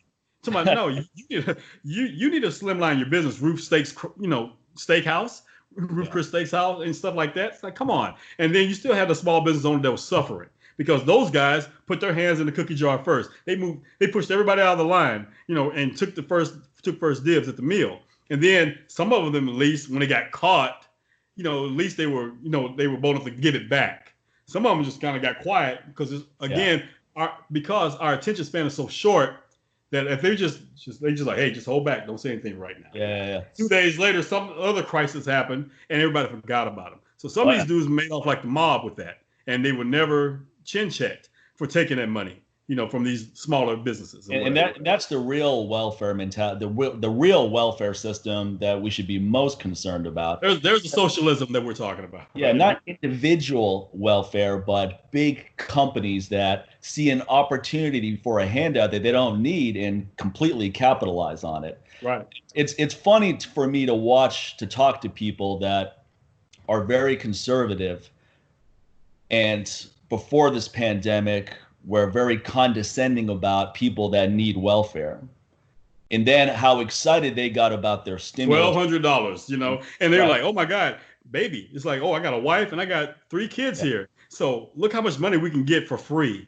I'm like, "Well, it ain't free." Now, I don't identify as Democrat or Republican, but I like messing with people who have really strong beliefs, political beliefs, when it's not consistent. Exactly. So when I was talking to these people, and they're going, "Hey, I deserve to have this money," and so forth. I go, yeah, if you don't mind being on welfare. They're like, "What do you mean?" I was like, "Well, look, I'm self-reliant. No one gave me a motherfucking thing, and I didn't need it because I make my own money. I don't expect anyone to give me something for nothing ever." Right. I go, to me, that's a welfare. I mean, this is me just messing with them. Now, I don't mind people who genuinely need help getting it. So I'm not even saying, I'm just messing with this. But when someone talks Republican but lives Democrat, I find it amusing. So I got to mess with that a little bit. And I do just the opposite. Like if someone is like, that talks Democrat and lives Republican, I'm like, oh, so you're liberal, but but you're so religious that you're against abortion. I'm like, so are you really liberal? So my thing is, I said, why can't you just be human? Meaning that nothing is absolute. You're going to find some things over here you agree with and some things over here you agree with, because that's what makes up the complexity of being a human being. No one is 100% one way, even with your ethnicity. So even there's drips and drops of mixed blood going on through all of us. It's inevitable. We've been on this planet for millions of years. What makes you think you're a pure breed? There is no pure breed. No, unless we're breeding new humans right now, they're only going to be pure for only so long. Yeah. Unless we're doing GMO human beings right now, that's the only way. But everybody else, if you're an organic breed, you're crossbred with a lot of different things that encompass this new version of you. And so that's kind of what I get with the whole equality thing. When people start talking about, everybody needs to have equality, everybody needs to have equal rights. Even when I hear, my folks saying that, I'm just like, there's no such thing as equal rights. I mean, there's no equality for everyone. Right. Even identical twins are not equal. Right. They look similar, but they don't look identical. I said, we're very lazy with our terminology. And if we're lazy with our terminology, we're going to be very lazy in the way that we behave and act regarding those terms that we use. So we sit there and say these blanketed statements like, oh, I want equality for everyone. Everyone should be equal. I'm like, okay, should everyone have equal opportunity? Should everyone should everyone be given the same tasks that the next person has? Should you be given that? Now, I understand you're given the choice, to decide if that's what you want to do. I get that. But should someone who is 115 pounds and never lifted a weight in their day be told, like, okay, look, I'm this freaking 400-pound lineman or whatever, and I'm deadlifting 800 pounds. Now, little 115-pound person, now, because we're dealing with equality now you must lift the same weight. Right. I can't do that. Okay, but we're equal, right? Then they'll start dialing back, and then they're like, no, what I mean is I should at least have the opportunity to lift that weight. So I need the opportunity to work up to try to get to that weight if I choose to. But I don't want to lift 800 pounds. Like, no, we're equal. You need to lift this 800 pounds. Yeah. Get on it. That's what you wanted. You want equality? That's what we have. Get on it. So it doesn't work that way. It's just like, now I get it. Like I said, you should have the opportunity to do that if you so choose. If you choose not to, then so be it. So that's when we start talking about, so equal opportunity. I get that, but even if you start thinking about just services and life, so even when they kind of go back to with the civil rights movement, with you had separate but equal, but it really wasn't. Even when I posted the other day about like Flint's water, the water in Flint, Michigan. Right, it's like right now, it's no different than having two water fountains back in the 1960s. But the only difference is now, thanks to integration and equality, we think that if this water fountain in I don't know, let's just say again, Seven Hills, it should be equal to the one in Flint, right? On paper. Right. But Seven Hills, I'm pretty sure your water's not brown coming out of that fountain. And your pipe system's been crap for, a couple of decades, and they're doing nothing about it in that community. Because you know why? In Seven Hills, if that were happening, if that water looked that way, your community would be on your politician's ass. They would tell them, like, you're about to be fired. If you don't do something about this, we're not going to pay our taxes, and you're going to get fired. Right. So here's my message to Black people, my people. Here's the deal.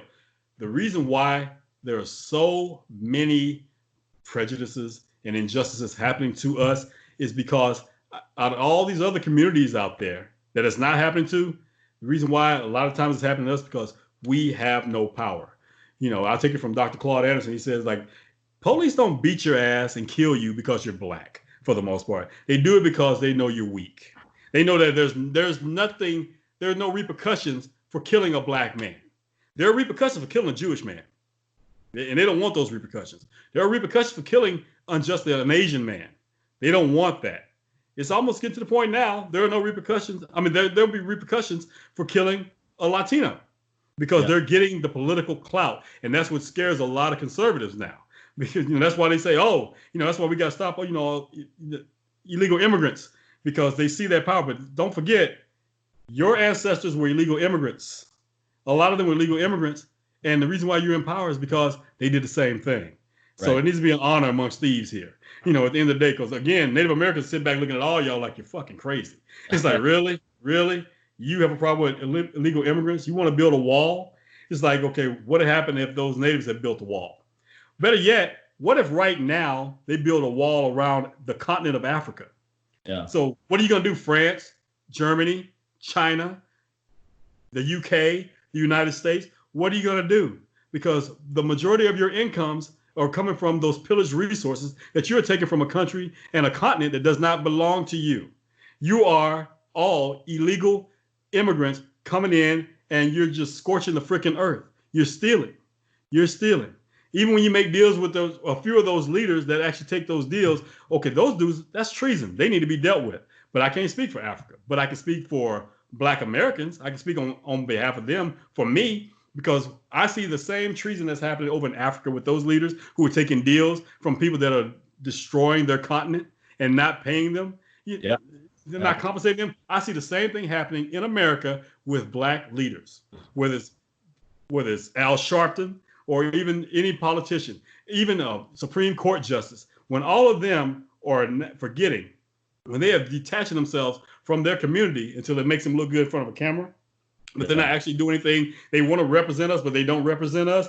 Whenever they sit there and sell us out. So even anytime a Black politician sits there and he's against, when he's for anything that's anti-gun in the community from any law-abiding citizen, when he wants to disarm Black people, because any gun law ever written, any gun control law ever written was based on race and based on the Black race.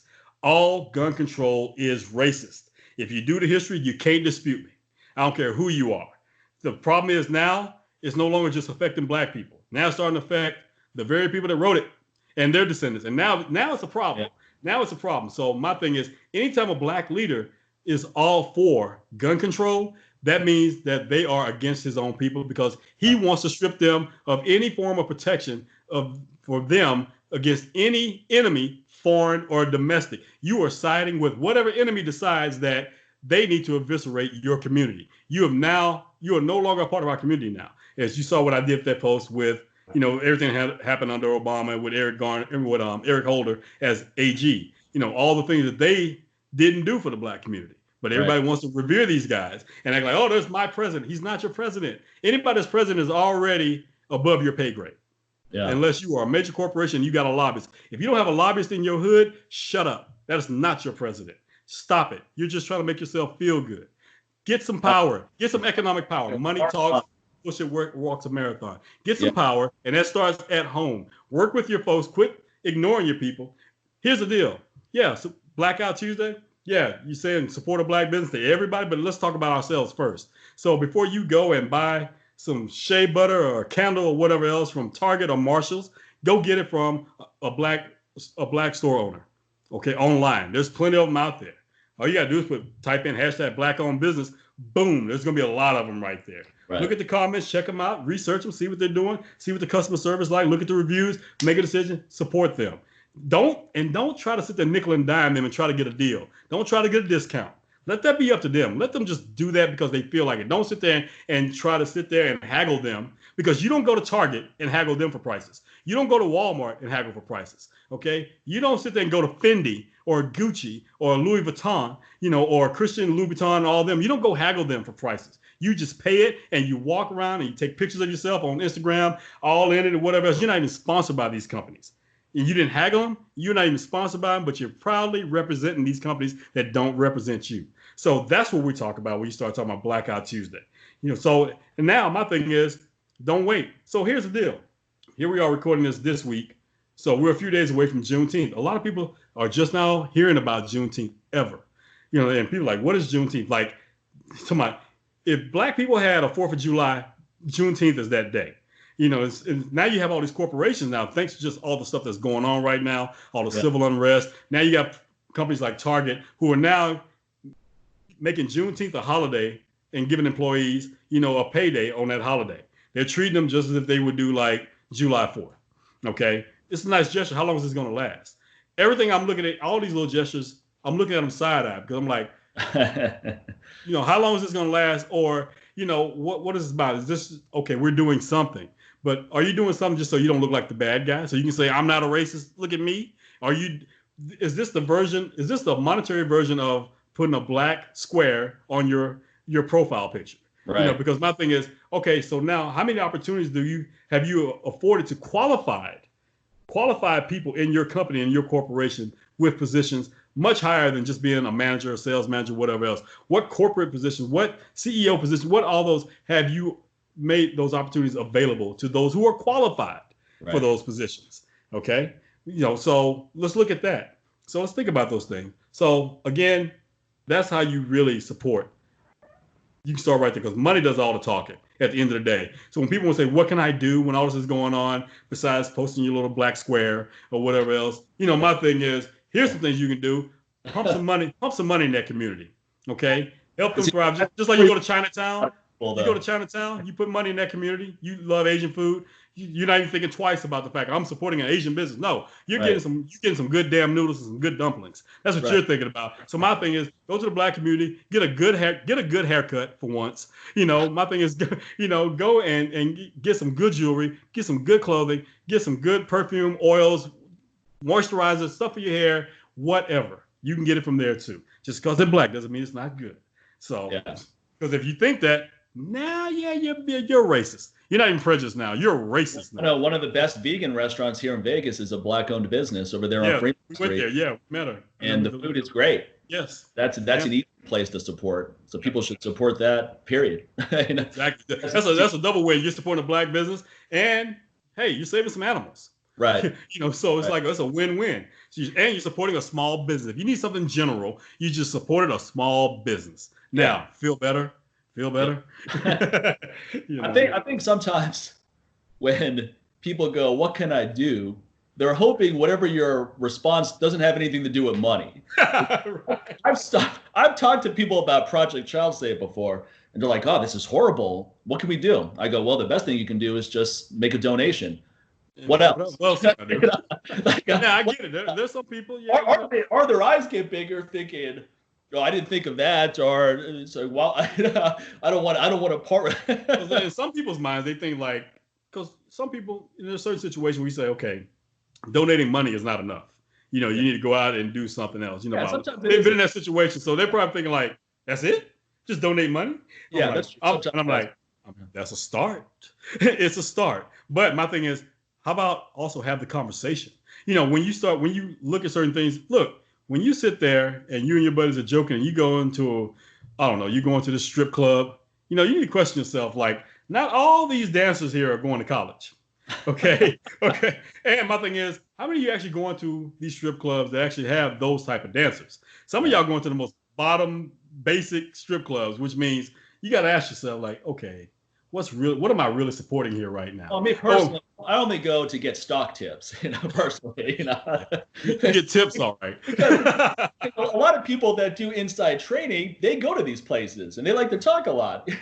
Inside trading. Okay. Inside tips there.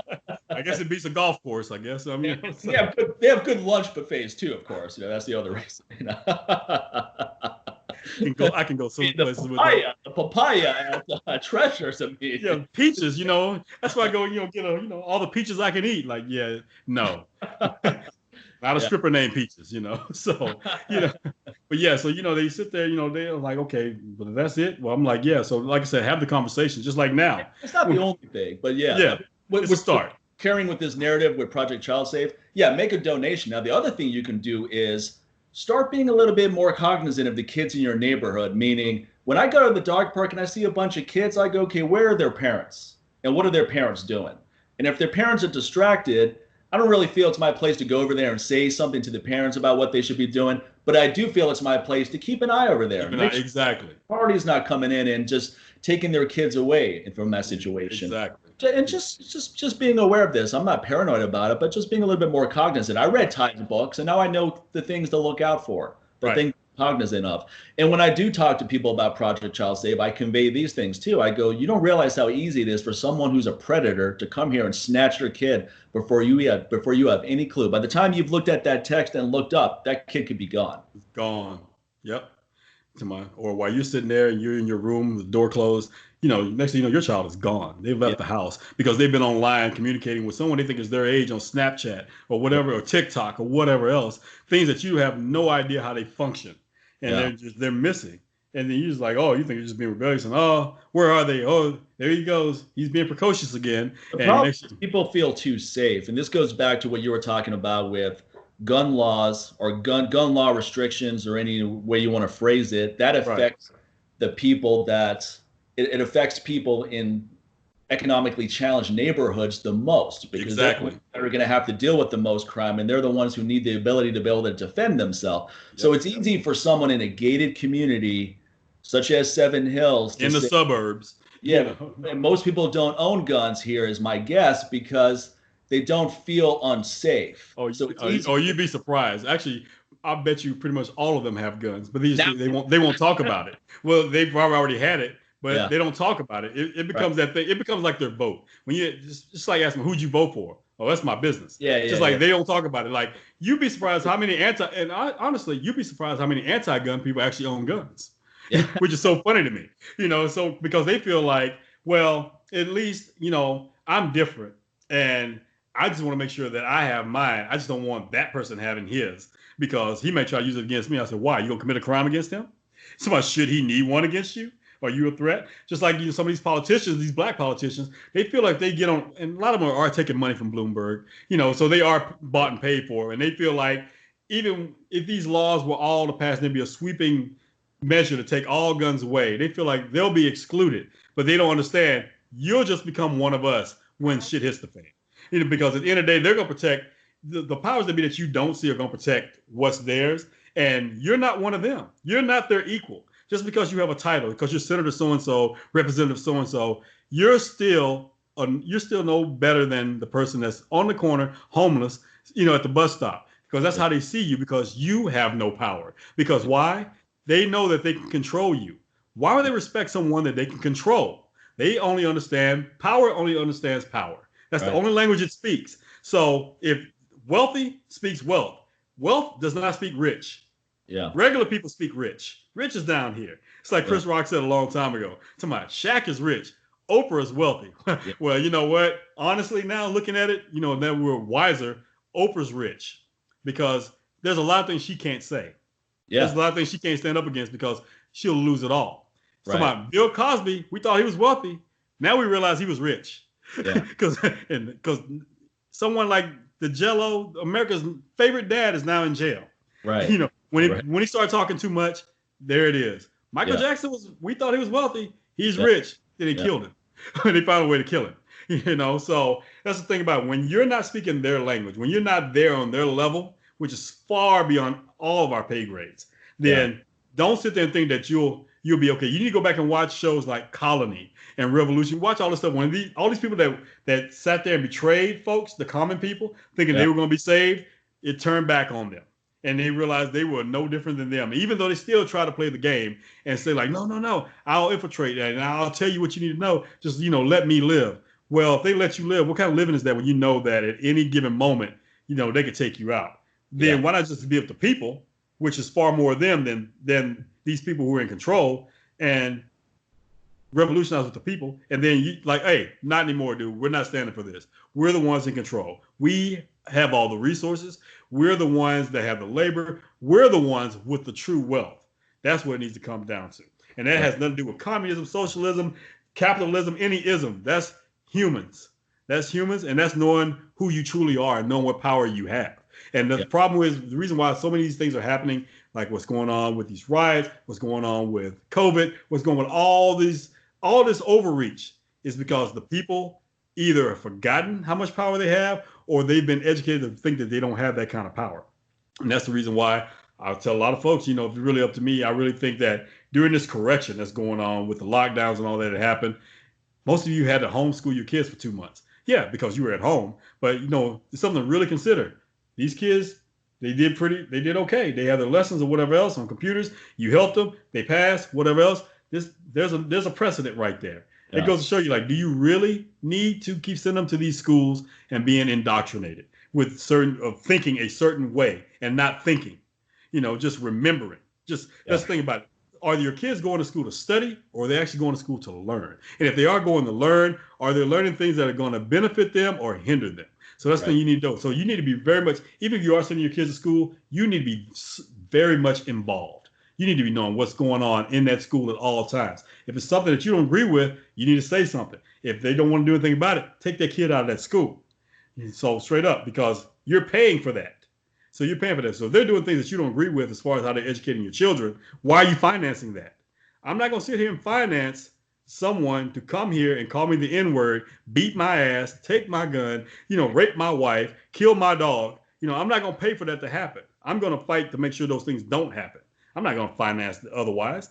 I'm going to invest in how can I make sure that never happens, or if it does happen, it's going to be a hell of a fucking day that day if they try it, so that's how I usually be doing it. You need to protect the things that you love, no matter what. And I think we've kind of moved away from that until when we realize we need to protect the things we love, it's almost too late because those things have been exploited and hurt, harmed, destroyed, or whatever, to the point where it may not be, there's no point of return unless you just pretty much, you got to scorch the earth. You got to just get rid of it all and start over.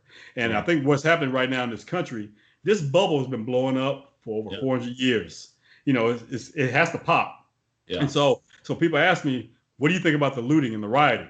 I said, well, other than the fact that not all of this is the people who are being mostly affected by this, that there are some agitators. When you take out the agitators, you can call them Antifa or whatever else. Do we really know that's who it is? So we don't really know. But let's just say that people who are not from those communities that are going in and starting those fires or whatever else, let's just remove them from the equation. Let's talk about the ones who actually are part of those communities that are destroying their own property. So here's the deal.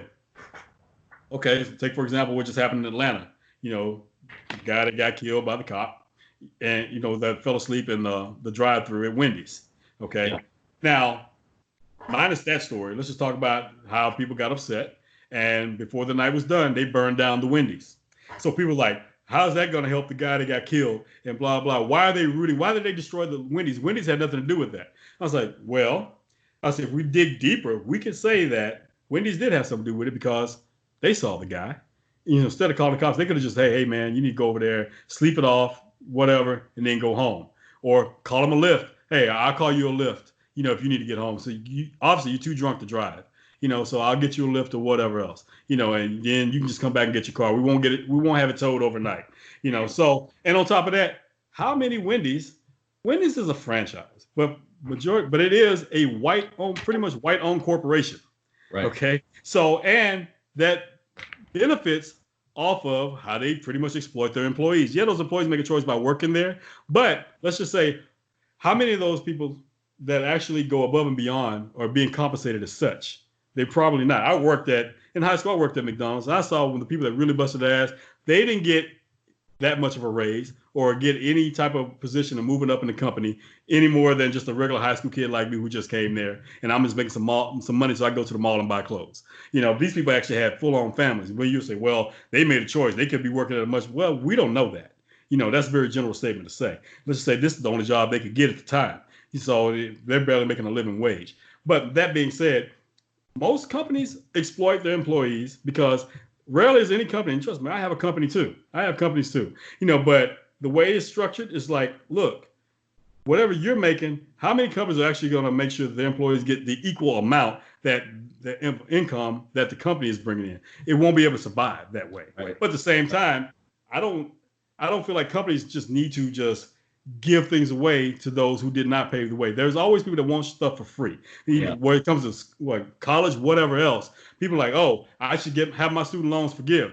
Why? Because a lot of you made the choice to stay in school and become career students, and you didn't want to get out into the real world, or you chose a degree that you knew there would not be a job for. You're choosing degrees where your skill set is not warranted in the workforce.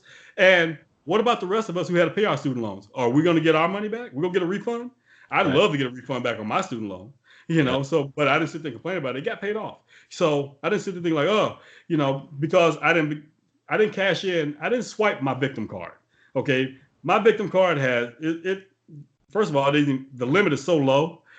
It's like I'll probably have a $1 limit on it. That's probably all the credit I have on a victim card. So it makes no sense to swipe it and be one. I just need to just take action. I need to find resources instead of having a pity party. I start thinking about resources, like what can I do?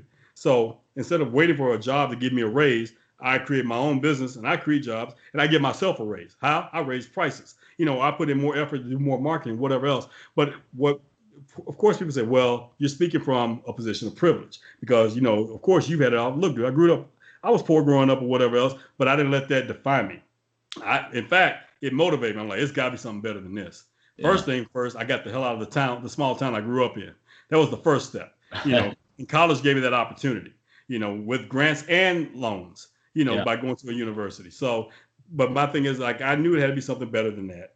And the thing is, for those that people may say, well, not most people have those opportunities. They have those opportunities, but the problem is a lot of them don't have the education or know of those opportunities or know that those opportunities are possible for them. So people like me, people like you, when we get on our show, we have a platform. So we talk about our businesses. We show it, and then people look at us, they're like, okay, these are not just two typical old white guys who are rich or whatever else. It's like, okay, these are, I hate to even say it, two guys that have color, so it's just like, but they have marginalized groups' blood going through their veins. So there's a possibility going on here. So let me just kind of see where these guys are, because, hey, I'd like to sit there and just be at home at 2:00 in the afternoon doing a podcast and not worry about if my light's going to get turned off, So like, how does that happen? So lead by the example, but at the same time, use those platforms to educate people from our experiences. We're not trying to be gurus or whatever else. We can share our experience. I'm talking to my friends who are like-minded, who actually will get it and not coming with that yeah, but mindset. Like, hey, man, like my buddies asking me, like, man, I've been meaning to get into stocks. Like, man, where do I even start? So instead of sitting there trying to just school him and become the stock guy, I give him a resource like, oh, go to it. All right, here's a start. You want to learn about ETFs? I feel like that's a good start right there for someone who has no experience. And I said, so go to an ETF, because you're used to having 401ks and all that. So this is kind of in that ballpark. Not necessarily the same, but it's a good way to start. And you have less of a chance of losing it all, in these ETFs. So my thing, I said, go to Investopedia, and you go on that website, free information. You can find pretty much any question you have. You'll find the answer probably on that website. Start there.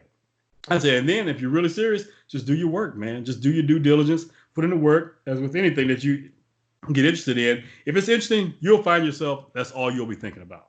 Right. So, and next thing you know, hey, so instead of me force feeding him like, oh, well, invest in this, do this, do that, do that. All I did was just open the door and say, hey, if you look through that door, look at that room over there. That's where you go learn about stocks. That room over there, you can learn about ETFs. Over there, you can learn about, options or whatever else. You just decide which room you want to go into. But I'm just open this door and show you this. This is what's on the other side of that door. I'm not going to say, hey, go to door number 1, and then push his ass in there, and then lock the door behind him. And then they're like, So again, it's back to the fishing theory. Give a man a fish, he eats for a day. Teach him how to fish, he'll eat for the rest of his life, unless it's a crappy, what's going on with the ecosystem right now, then that may not be possible. So yeah, man, my thing is like, really, it's about education. Education is what we really need, especially in marginalized communities, low income communities. So all these celebrities right now who are pontificating and virtue signaling, they've been doing it since COVID. They're the ones saying you put on masks and all this other stuff, but they're the last ones that will actually pool their resources together to help build hospitals in minority neighborhoods. Because all those hospitals are gone now. They were there during the 40s, the 50s, the 60s, the early 1900s. Those hospitals were there.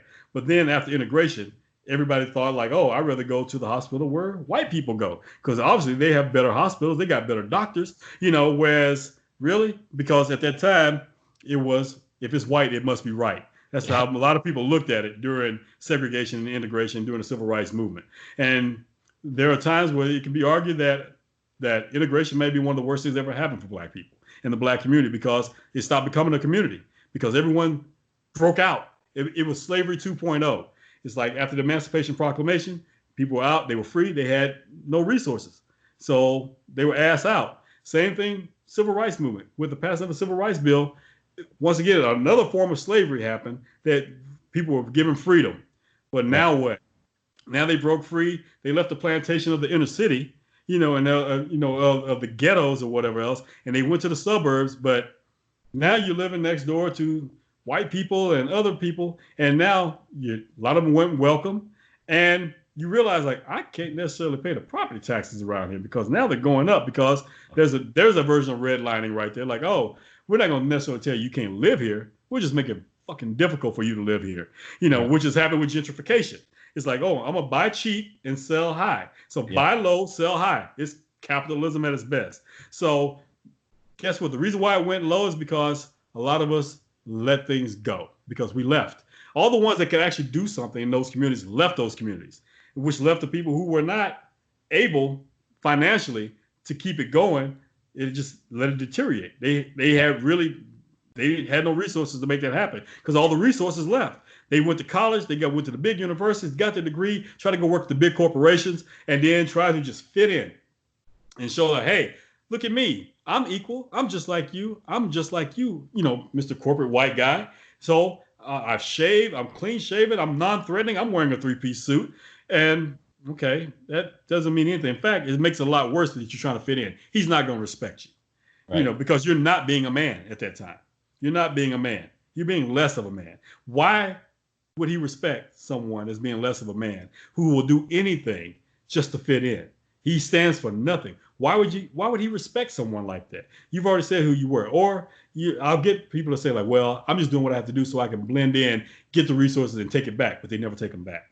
They never get back there. They never do that. They never pay it. They never put back to where they came from for the most part. Or they may write a check once or twice a year, during let's say the 70s and the 80s or whatever. They might give to the United Negro College Fund once a year during a telethon or whatever else, but they don't do anything else about it. Or they pretend like they never went to an HBCU, a historically black college or university. They'll act like they never did, pretend like, or they'll look at the school like, oh man, I'm so glad I left that school and blah, blah. Not understanding that those universities, they need folks like us some way, somehow, either whether we're helping them financially or just propping them up. And when you're talking to a young black kid, like who's, let's just say the ones that have been like in suburbs, in very integrated neighborhoods and whatever, and they never really had a black experience, that's a good place to be. There are quality universities, quality HBCUs, and you can also get that black experience. You can get people that look like you, so therefore you can connect with them and learn more about yourself that you didn't realize. I mean, I went to a major predominantly white university at the time, University of Houston, one of the biggest universities in the country at the time. And I went there for a few years, but then I transitioned to Texas Southern University, which is the HBCU in the same neighborhood. They're only separated by a street. Okay. So they're all in Third Ward. They're both in Third Ward. I was going to both. So I was getting the best of both worlds. I had two different types of people happening here. I had a mix of folks over here at U of H, and then I pretty much had predominantly all black here at TSU. So I was getting the best of those both worlds, which is pretty much a reflection of me growing up in high school. My high school is in pretty much some would consider a redneck town, but my high school, my class, it was a mix of folks. So I was the guy that was able to hang out with the metalheads, the bad kids, the ruffians, the ones that walked around with the Judas Priest shirts and the cigarettes rolled up in their freaking sleeves, and they were like 14 with tattoos already. And when they were 12, they had a mustache, whatever else, So I had that. And then I had the blue bloods who came from families that came to East Texas during the oil boom of the early 1900s. So they were old money, so we go hang out with them. Then I had those that looked like me from a lower income family. They lived in the projects or whatever. If you even consider those projects, when I look at projects in the big city, I'm looking like, yeah, this here was just like lower income housing compared to the projects or whatever, or there was my middle class friends, as well, that looked like me or didn't look like me, so I had a mix, but I was able to transition through all those communities and be friends with all those kids in those communities, whatever, and never think twice about it. And that's pretty much what ended up happening by me being at U of H and TSU at the same time. It was like I was back home again, but only in a big city for the most part. And so I feel like you need that. I mean, you're experiencing a wide variety of people as a young man, and I think that's one of the problems in our country is that we're very segregated. There's not a lot of interaction going on, and I think that's part of why these bad narratives just keep getting passed down the line, because no one's there to really check anyone. Like you talked about our mutual friend that you checked in that instance. Right. So what happens is people have these preconceived notions on both sides, but I would say more on the white side towards black people than the other way around, because black people have to learn how to live in white society. So I think a code switch. It's called code switching. People understand white people a lot more than white people understand black people, right. And that's just generalization, but that's an observational generalization. Right. Yeah. When that happens, you have these preconceived notions. You think you know what's going on, but you really don't. Right. And these also, and when you do have a conversation, is everyone's guarded now. It's like, oh, I better not say this in front of this person, and I better not say this over here. And we really need that honest dialogue where people are not going to overreact. And that's not easy to do. I understand that. But if you can have an honest conversation where someone tells you exactly what they think, Now you have a starting point as Right. opposed to this person better not say this, or I'm going to, Right. that she better not say this, or, she's toast. That I understand why people react that way, because certain things can really piss you off when you hear it. But at the same time, we're not going to get anywhere Right. if we start from a place of, here's why I think this way. And someone else can say, well, here's why that's a flawed way of looking at it. And Right. okay, I never thought of it that way before. I'm getting that perspective. It Right. takes a level of calmness. And it's not easy. It's not Yeah. easy. But we Mental, emotional maturity, for one thing, is what it really calls for. And again, it's that need for discourse, which was a thing for a while, but now it's like so rare. It's like when you see it, it's like, oh, discourse, like, oh, we're actually gonna we can be on opposing sides and still respect each other. It kind of reminds me of the video clip of the interview where it was Malcolm X and James Baldwin. Yeah. And these two dudes had such respect for each other, but throughout that conversation, they had opposing sides, especially when it came down to religion. Because Baldwin, I believe, was an atheist, and of course, Malcolm at that time was really into the Nation of Islam. Right. But the common denominator was the plight of Black Americans during that time. That they could agree on, and then they could talk about how did they get there and where do they go from there. So here's what Baldwin was like. Here's my experience, and here's what I think. Just coming from where I come from. And Malcolm was like, well, here's where I come from. Here's what I think.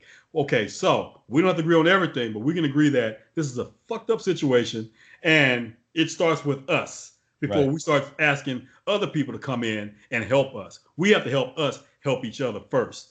And they agreed on that.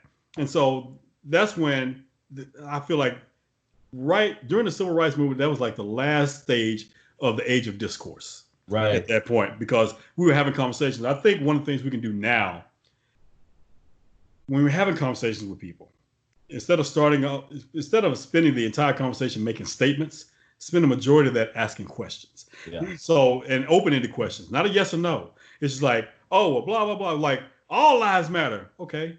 Let me ask you. Now, here's the thing. Now, also be very particular on who you ask this to. Some people don't waste their time. But there's some people you got to ask yourself like, oh, really? Why do you say that? Why do you feel that way? And not be like, why the fuck you say that?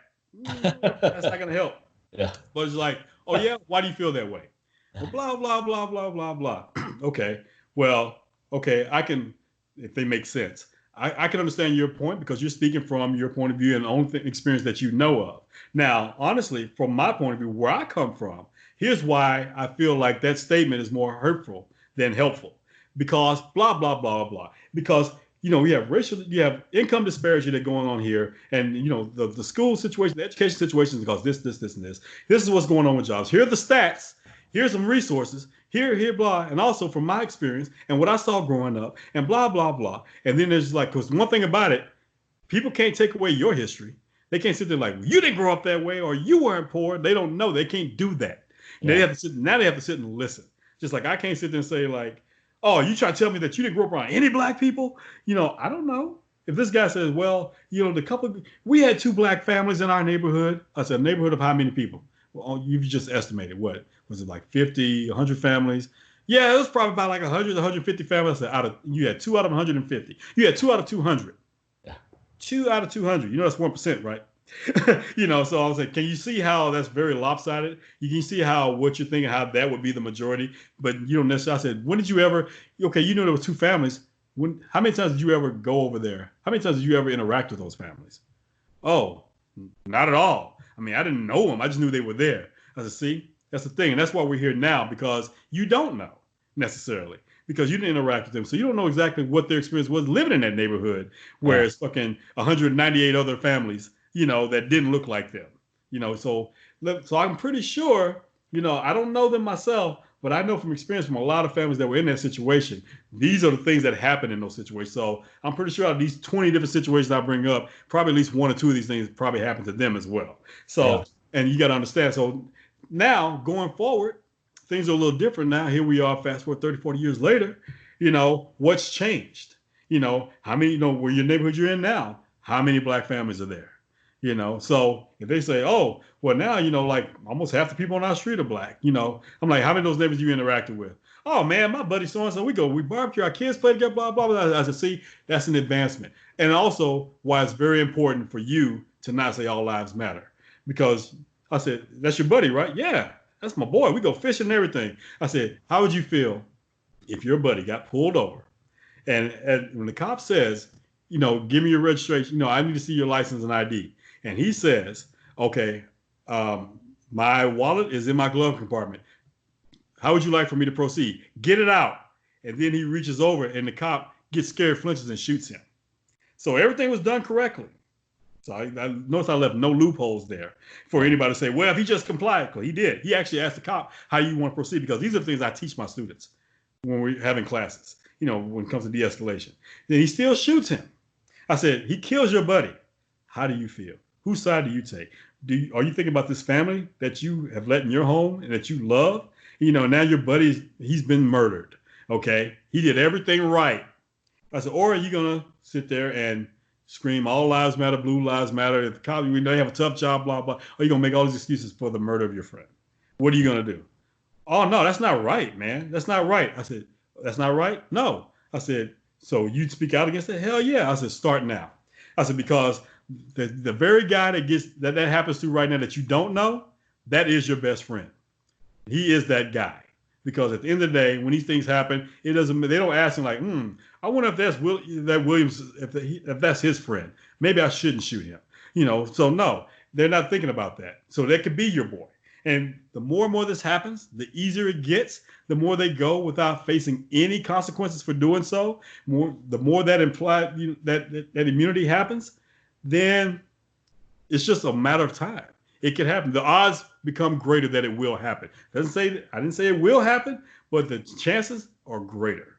I said, if anything, it's going to make your friend that much more traumatized because he's watching this happen over and over again. So in his mind, when he gets pulled over, he's not thinking, oh man, why am I getting pulled over? Here we go again. What he's thinking is, am I next? Am I next? Okay. And that's no way to live. So knowing that, you speak up because you're the one that they're going to listen to, because you're not this guy getting pulled over. You're not the one in this file folder thinking like, oh, this is dangerous. Most likely you're not the one thinking like, he's dangerous, he's a criminal, he's probably a killer, he's probably a drug dealer, he's probably got guns in the car, blah, blah, blah. He's thinking like, oh, this guy looks like me, he's safe.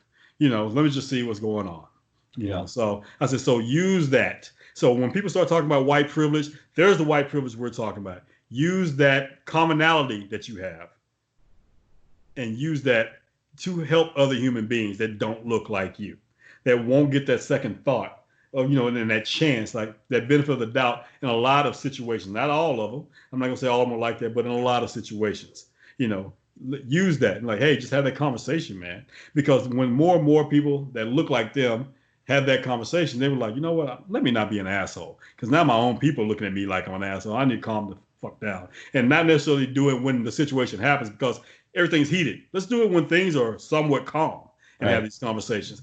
Let's not try to avoid them when they're not happening.